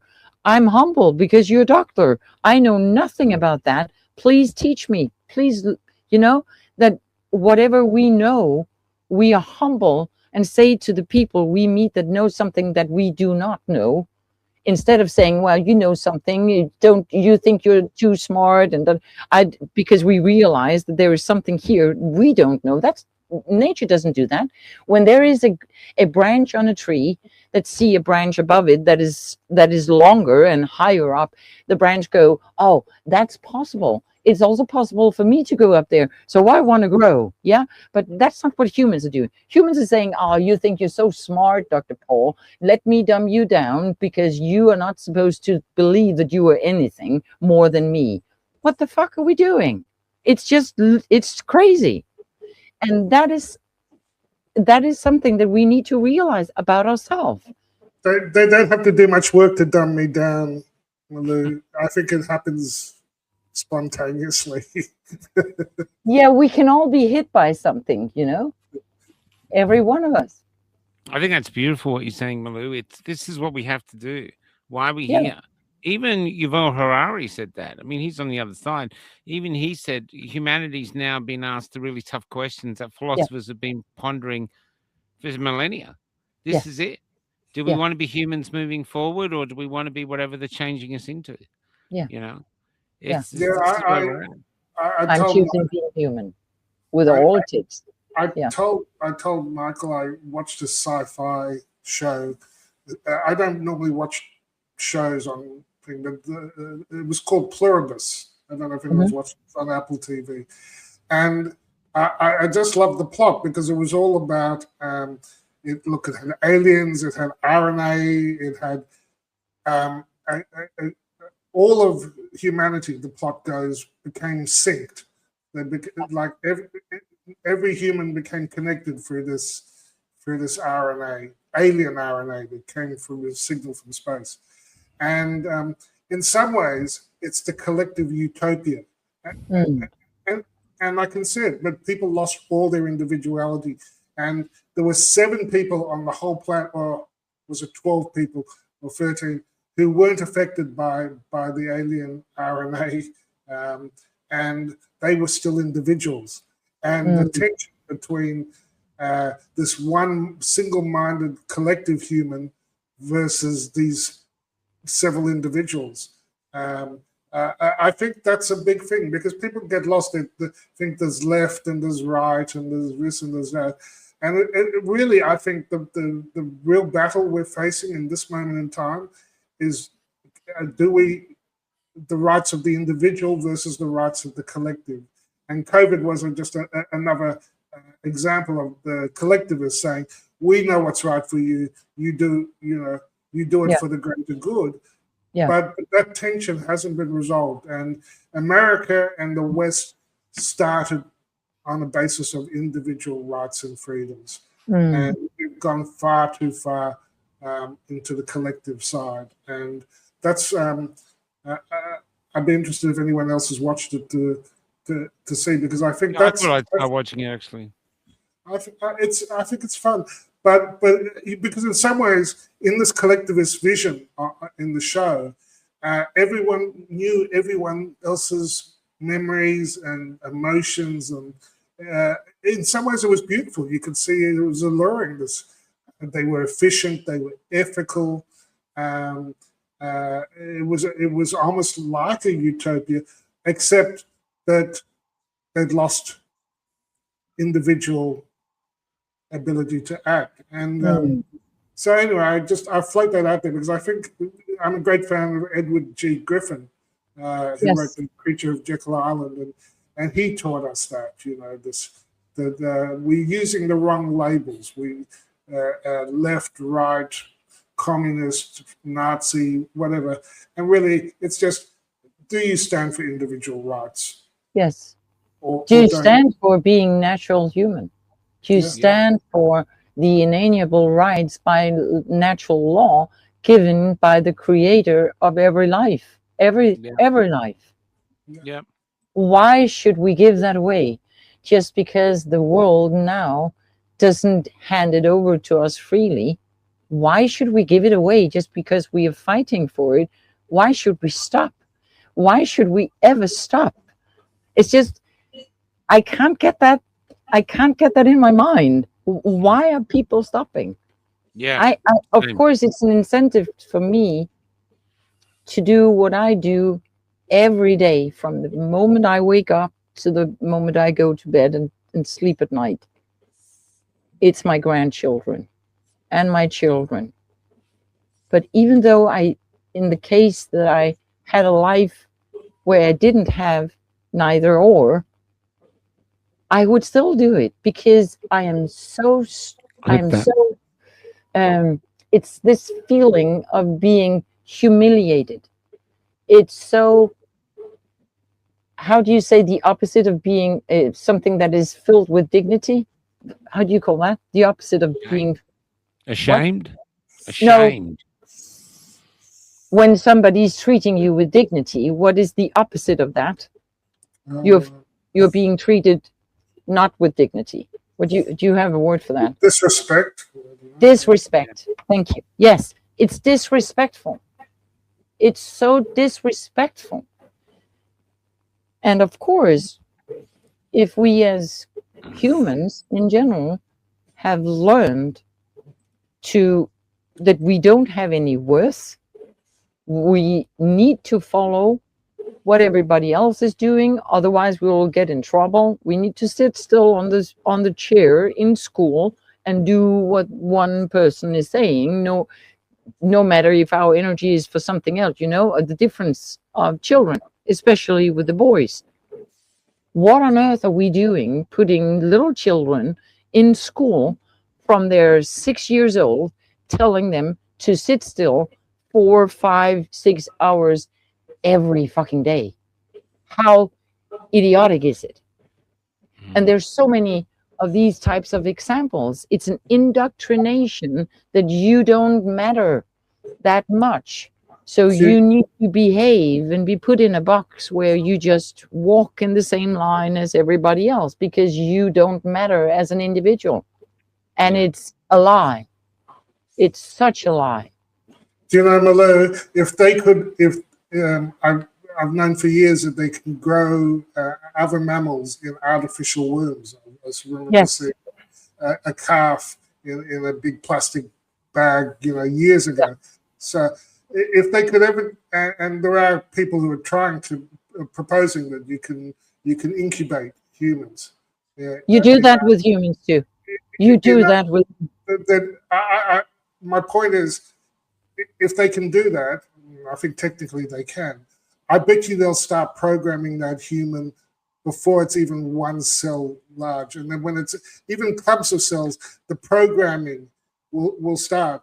At the moment, they have to wait until you're born to start programming in preschool and then primary school. But I think they honestly want to be able to program us from before birth. If they I think it's worse than that. I think it's even worse than that, Dr. Paul. Can you imagine the difference between a newborn baby that has grown for 9 months in the womb of a mother with heartbeat, with the sound of her voice, with different types of food that is being fed with through this core? I don't remember the name of the, umbilical cord. Exactly. And all the surrounding noises and every movement and everything, the history of the mother. Can you imagine the difference of a baby being born like that in a natural way from a natural, normal human being versus an artificial womb where it's cold and its heartbeat the same way, no different, the temperature is the same, no movement, no fucking nothing. There is nothing. There's no soul in there, right? So then you create the artificial humans as the transhumanistic ideology actually wants. Now we see, speaking of the video that you showed in the beginning, this music thing, you can have all kinds of robotic AI, whatever, artificial, whatever. It's the artificial human versus the natural human. So it is an attack on us as humans. Absolutely, because they hate that we have this life force that we haven't been told anything about through generations. Somebody like me who has been I've been making workshops and lectures through my therapy. I've been talking about this since I was a little child, not even knowing what the fuck I was talking about. I just had this. There's no religion. It's more than that. There's something else and working my way up through my life and trying to connect the dots. And I'm not done, because if I was so perfect, I wouldn't have any fucking idea why I should be here. Yeah. So we are all on the work. We are all evolving. We are all in progress and getting wiser with the connection with each other and the connection to ourselves and being honest, being fucking honest, saying, oh, that was dumb, but up again you go and now you're wiser. Why should I be, all of that. This incredibly intelligent life force that has created us. That is what they hate. That is what they want to destroy. In all levels, in all ways they can. And they don't give a shit about what we think about them. They don't. They don't care. So we need to change one step at a time, one human at a time, by inspiring them, as you two gentlemen are doing, and as I hopefully are doing, everybody else who's doing some. Let's inspire each other. Let's show with our actions how we can be the best version of ourselves with this marvelous life that we so luckily, so blessed that we are here now, even though it's a mess, but we're here for a reason. I want to clean this mess up. That's what I'm trying to do. And I will never stop, because I have children. I have the risk, and it doesn't make sense that I didn't do it, And then, I could go on for hours. Sorry. No, There's all kinds of reasons why we should. One of the things during COVID was that I realized that I couldn't protect my kids. Yeah. That was hard, man. and I couldn't even help some of the people closest to me. And I had to let go. But I had to let go of that sense of control. But I realized that the only way I could stop it is if everybody. It's like Klaus Schwab. He said, "No one will be safe until everybody is safe." Well, he was right. In that sense, that until the tyranny is conquered, until you know that your kid can go to school without having some van come and inject them with genetic therapy, you have to fix it for all the kids, not just your own kids. So it's universal responsibility came to me out of, because that's the only way I can protect my own kids. That's all any of us can do to protect our kids. We have to overturn this danger, this crazy direction that mankind seems to be going on. Yeah, and I'm, getting emotional now because I feel the pain that you're feeling, Paul, and it's just unbelievable. So much sorrow that so many people are burying. Like, I should be embarrassed now of being touched. No, I'm not. I'm so glad that I feel this emotion because it tells me that I'm still connected to something that is absolutely real. Yes. But again, why should we not show our emotions? Because that's the part of being human, to feel compassion and feel empathy. But I know a lady who, her husband died recently, and shortly after I met her and I gave her a big hug. I just knew from others because I'm not that close to her, and I saw her from a distance, and I stopped and I went over to her and just gave her a hug, and she started crying. She said sorry.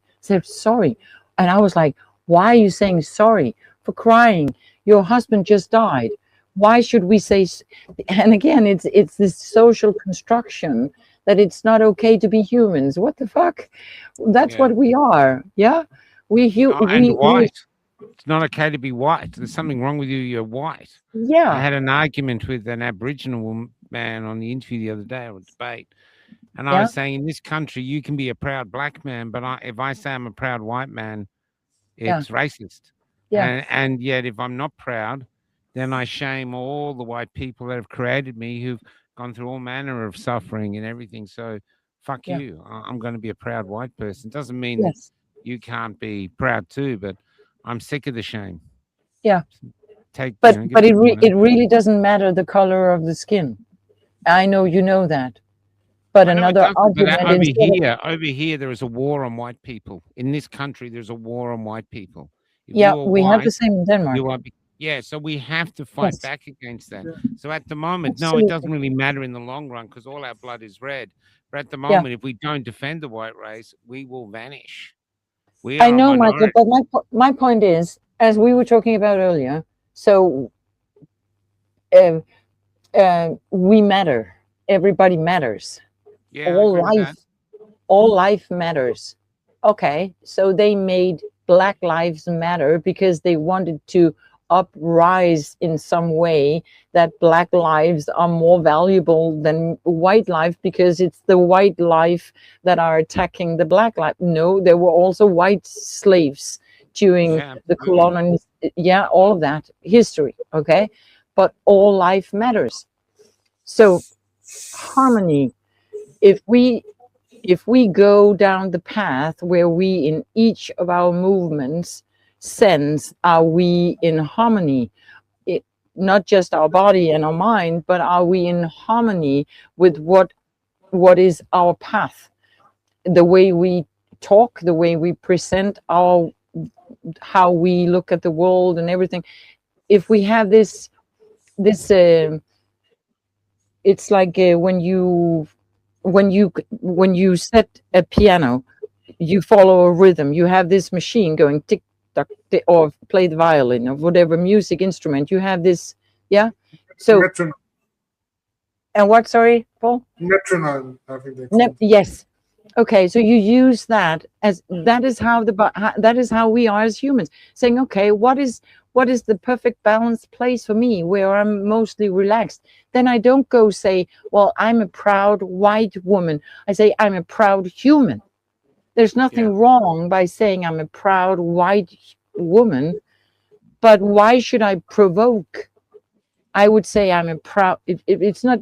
Don't take it personally. I'm just Not saying provoking, that. it's defending. Because what you're talking Yeah, about, I I hate get to that. say it, is suicidal empathy. I don't want to say Yes, I'm a proud white person because I might offend that black person.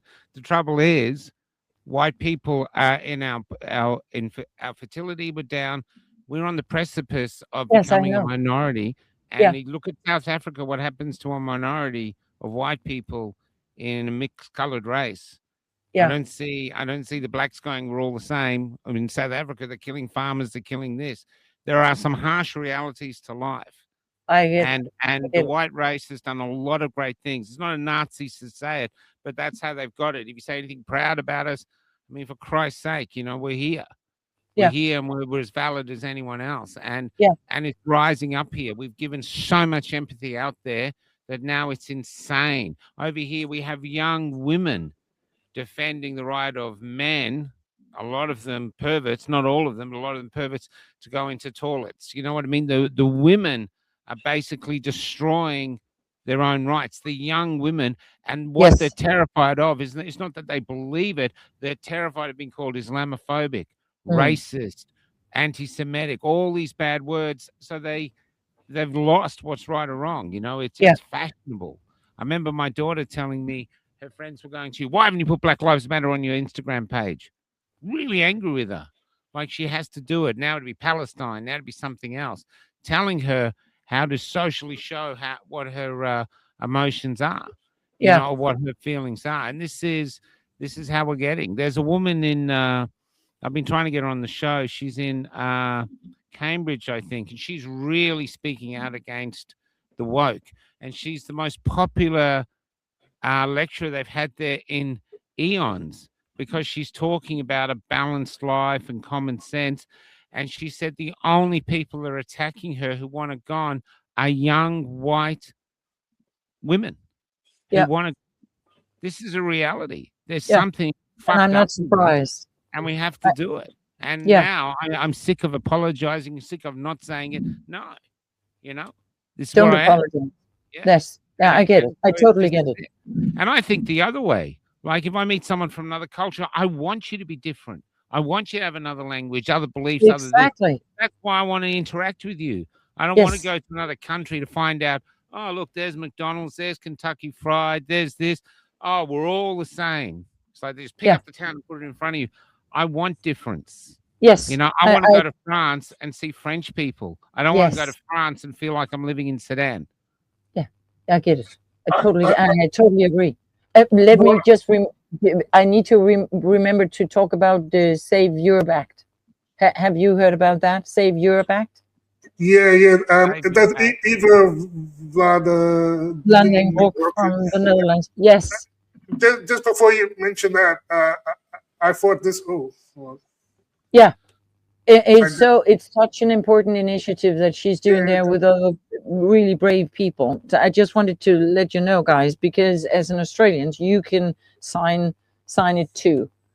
And she was they were met when last Wednesday they wanted to deliver, I think 500 and Oh, I saw Oh, I that. 500 saw that All with these, the all these. winners. they were met. Yeah, there's millions now. Millions of people have signed it to the European Yes, Union. yes, Yeah, I was just. exactly. Yeah, I've seen it. Yeah, I actually She was haven't. prohibited or tried prohibited to deliver them to the European Parliament, and that is Yeah, I know. democracy in action. Yeah. So, Yeah, uh, but again, when what people are experiencing outside of themselves, they have a hard time acknowledging that that is true because they're gaslighted and they're all these psychological tricks that they're using in the mainstream media, the mass politician, the mass whatever, you know, they're yeah, all using the same tricks. And again, then we're back to the war on the mind. And it yeah. is our own responsibility to know about ourselves. Malue, Elon Musk posted this, and I think it's what Michael and you are pointing to. Sure. Yes. Oh, yeah. Yeah, I saw that. That's Yeah. hilarious. Yeah, I've been watching this woman. Yeah. Yeah, Henry Nowak was a perfect example of that. You know, Yeah. yeah, You know? this is, I think, what Mark, I've been saying, Malou, that I just like the whites to have equal rights. Yeah. You know, that everyone's treated the same. Like, remember Yeah, during the agreed. Black Lives Matter, we said, if you said all lives matter, oh, how dare you say all lives Yeah. matter? What, Yeah. what, you're including what? White people? No, we were all humans. That was the point you were making. But it was Yeah. it was. But you can see the operation. The when you can't say all lives matter. No, there's some other group that matters more than all lives. Yeah. That was a bit of a tip off and so I don't believe that we actually have equality. We haven't had for some years. We've been moved off committees, like, you know, even before COVID, before I became deplorable because of my my COVID policy views. I was already becoming deplorable because I had pale skin, heterosexual white male. You know, Yeah, that's right. I was already moving deplorable for years, and I felt it in the institutions. They were who they were appointing, who they were, and so at this point, I'm just like, can't we all be equal? Oh, that But was that again is it's a United Nations 17 Sustainable Yeah, that's Development right. Goal. It's a part of that. It's an old idea. Again, it's to fuck up with the mind. It was They've the done it same for in centuries. I was in the arts in Melbourne in the theatre world, and Yeah. suddenly all these incredible directors and other people who'd worked in Hollywood, Australians who'd been working there for 20, 30 years, who'd worked on everything, were turning up in Melbourne, all of them mature white males, all of them told by Hollywood, we don't want mature white males anymore. Yeah. Some of the most, like Bruce Beresford, other directors, suddenly we're being told and we were being told in the theatre world, they're actually coming out in the theatre and going, we no longer want the stories of mature white males. Your era is over. That Yeah. was before COVID. You know, Unbelievable. it's been really happening. At some point, you have to defend that. Yeah. You can't just sit there hoping that they're suddenly going to wake up and change their No, mind I once they agree. realize they're white too. Yeah. But there's, you know, because you have to realize this is where we are. And I think now, like I was at a thing today and some woman was brought up, oh, it's the Zionists, oh, it's this. And I started challenging her. What evidence do you have of that? Oh, I just believe it. Okay, so you're peddling hate. Oh, you're not allowed to question me. I question everyone now.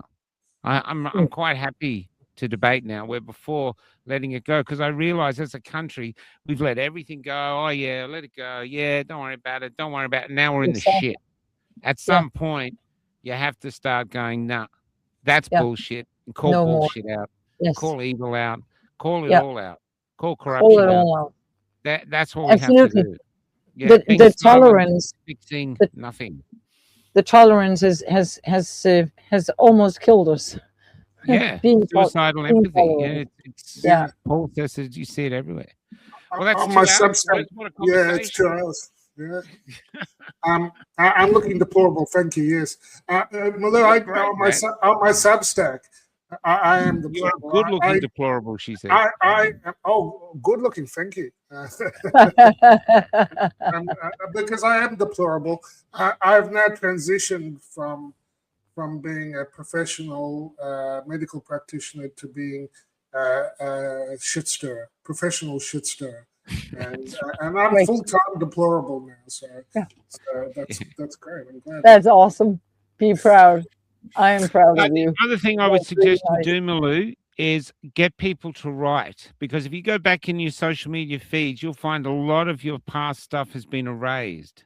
Memory, you know, it's just gone. The posts have been removed. And over here, we're urging people to write. I've got a book of essays that got published by a guy that's in the National Archives now.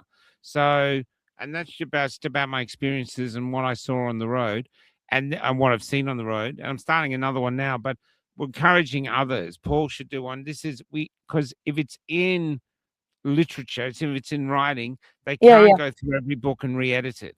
And so it's basically fighting high tech with low tech. Yeah, I And get it. and that's what I think we've got to do. You've got an amazing story. The freedom fighter in Denmark fighting in this this strange war where most people don't even know there is a war. Yeah, They just that's true. That's true. coincidentally die.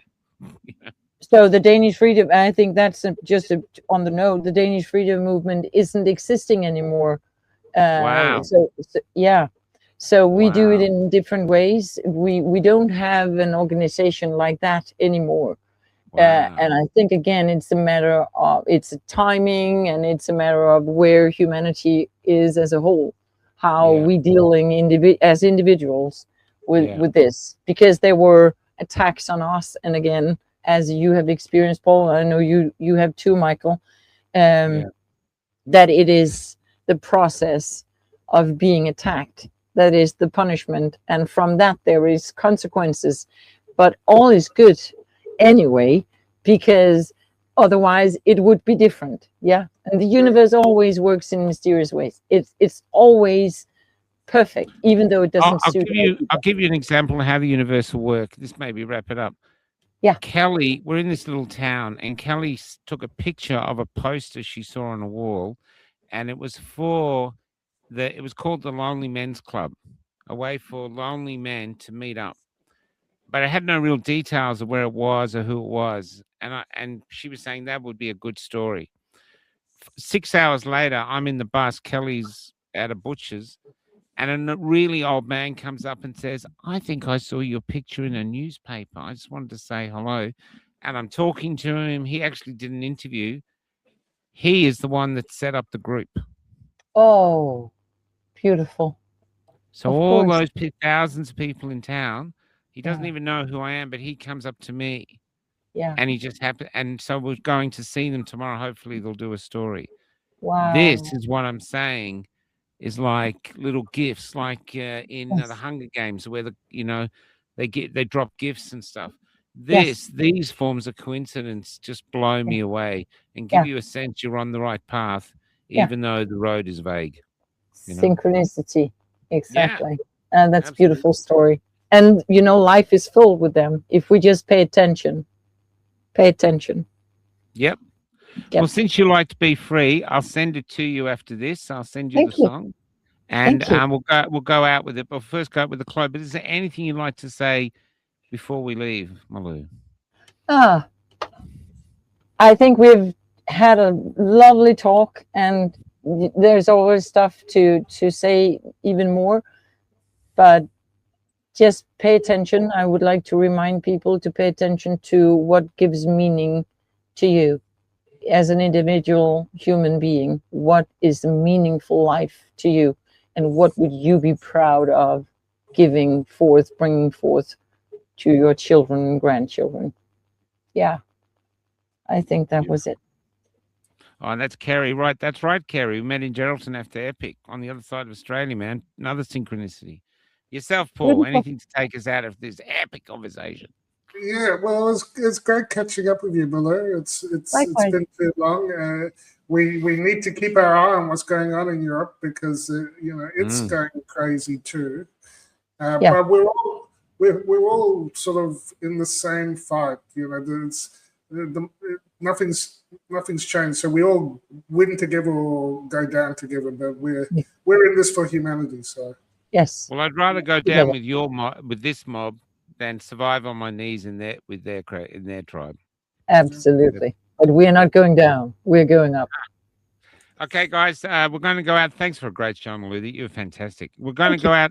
This is tomorrow's show. We're going to do the quiz show about sex robots. So we ask open-ended questions, and then people have to answer the questions online. So they're very open-ended. The questions are on Twitter if you want to look.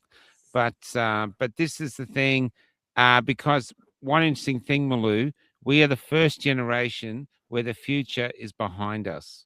Yes. We are all struggling to catch up with it. So And we're all a part of history. Yeah, that's right. 172 tomorrow night. A cup, or 172 centimeters A cup. And each brand has a set of heads.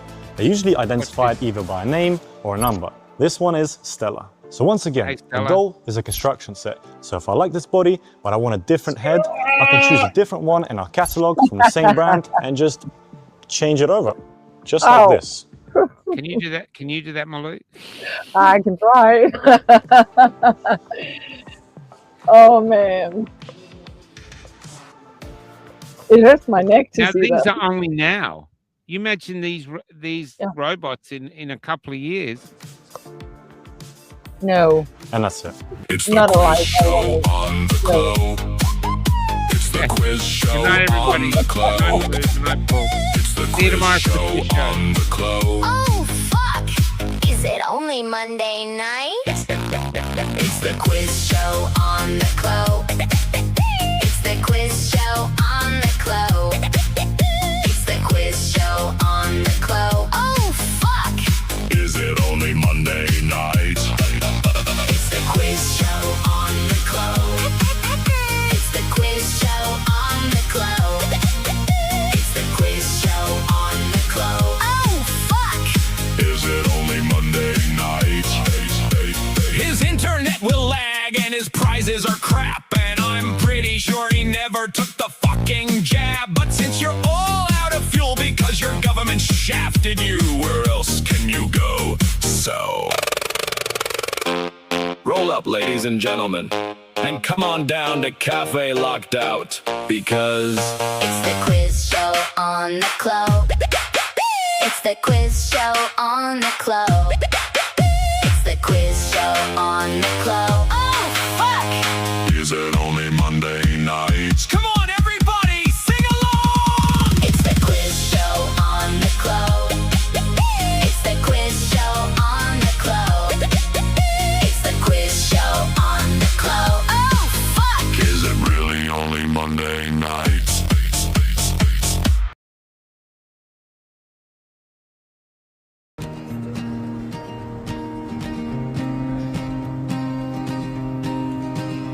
Historically, we are the debris, forgotten faces, never more to be. Instead of legends fighting for something that had no guarantees, living ghosts we chose to live and die as their worker bees.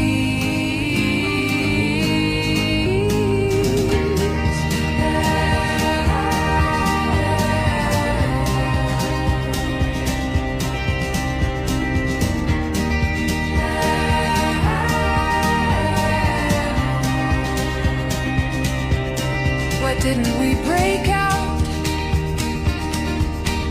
from the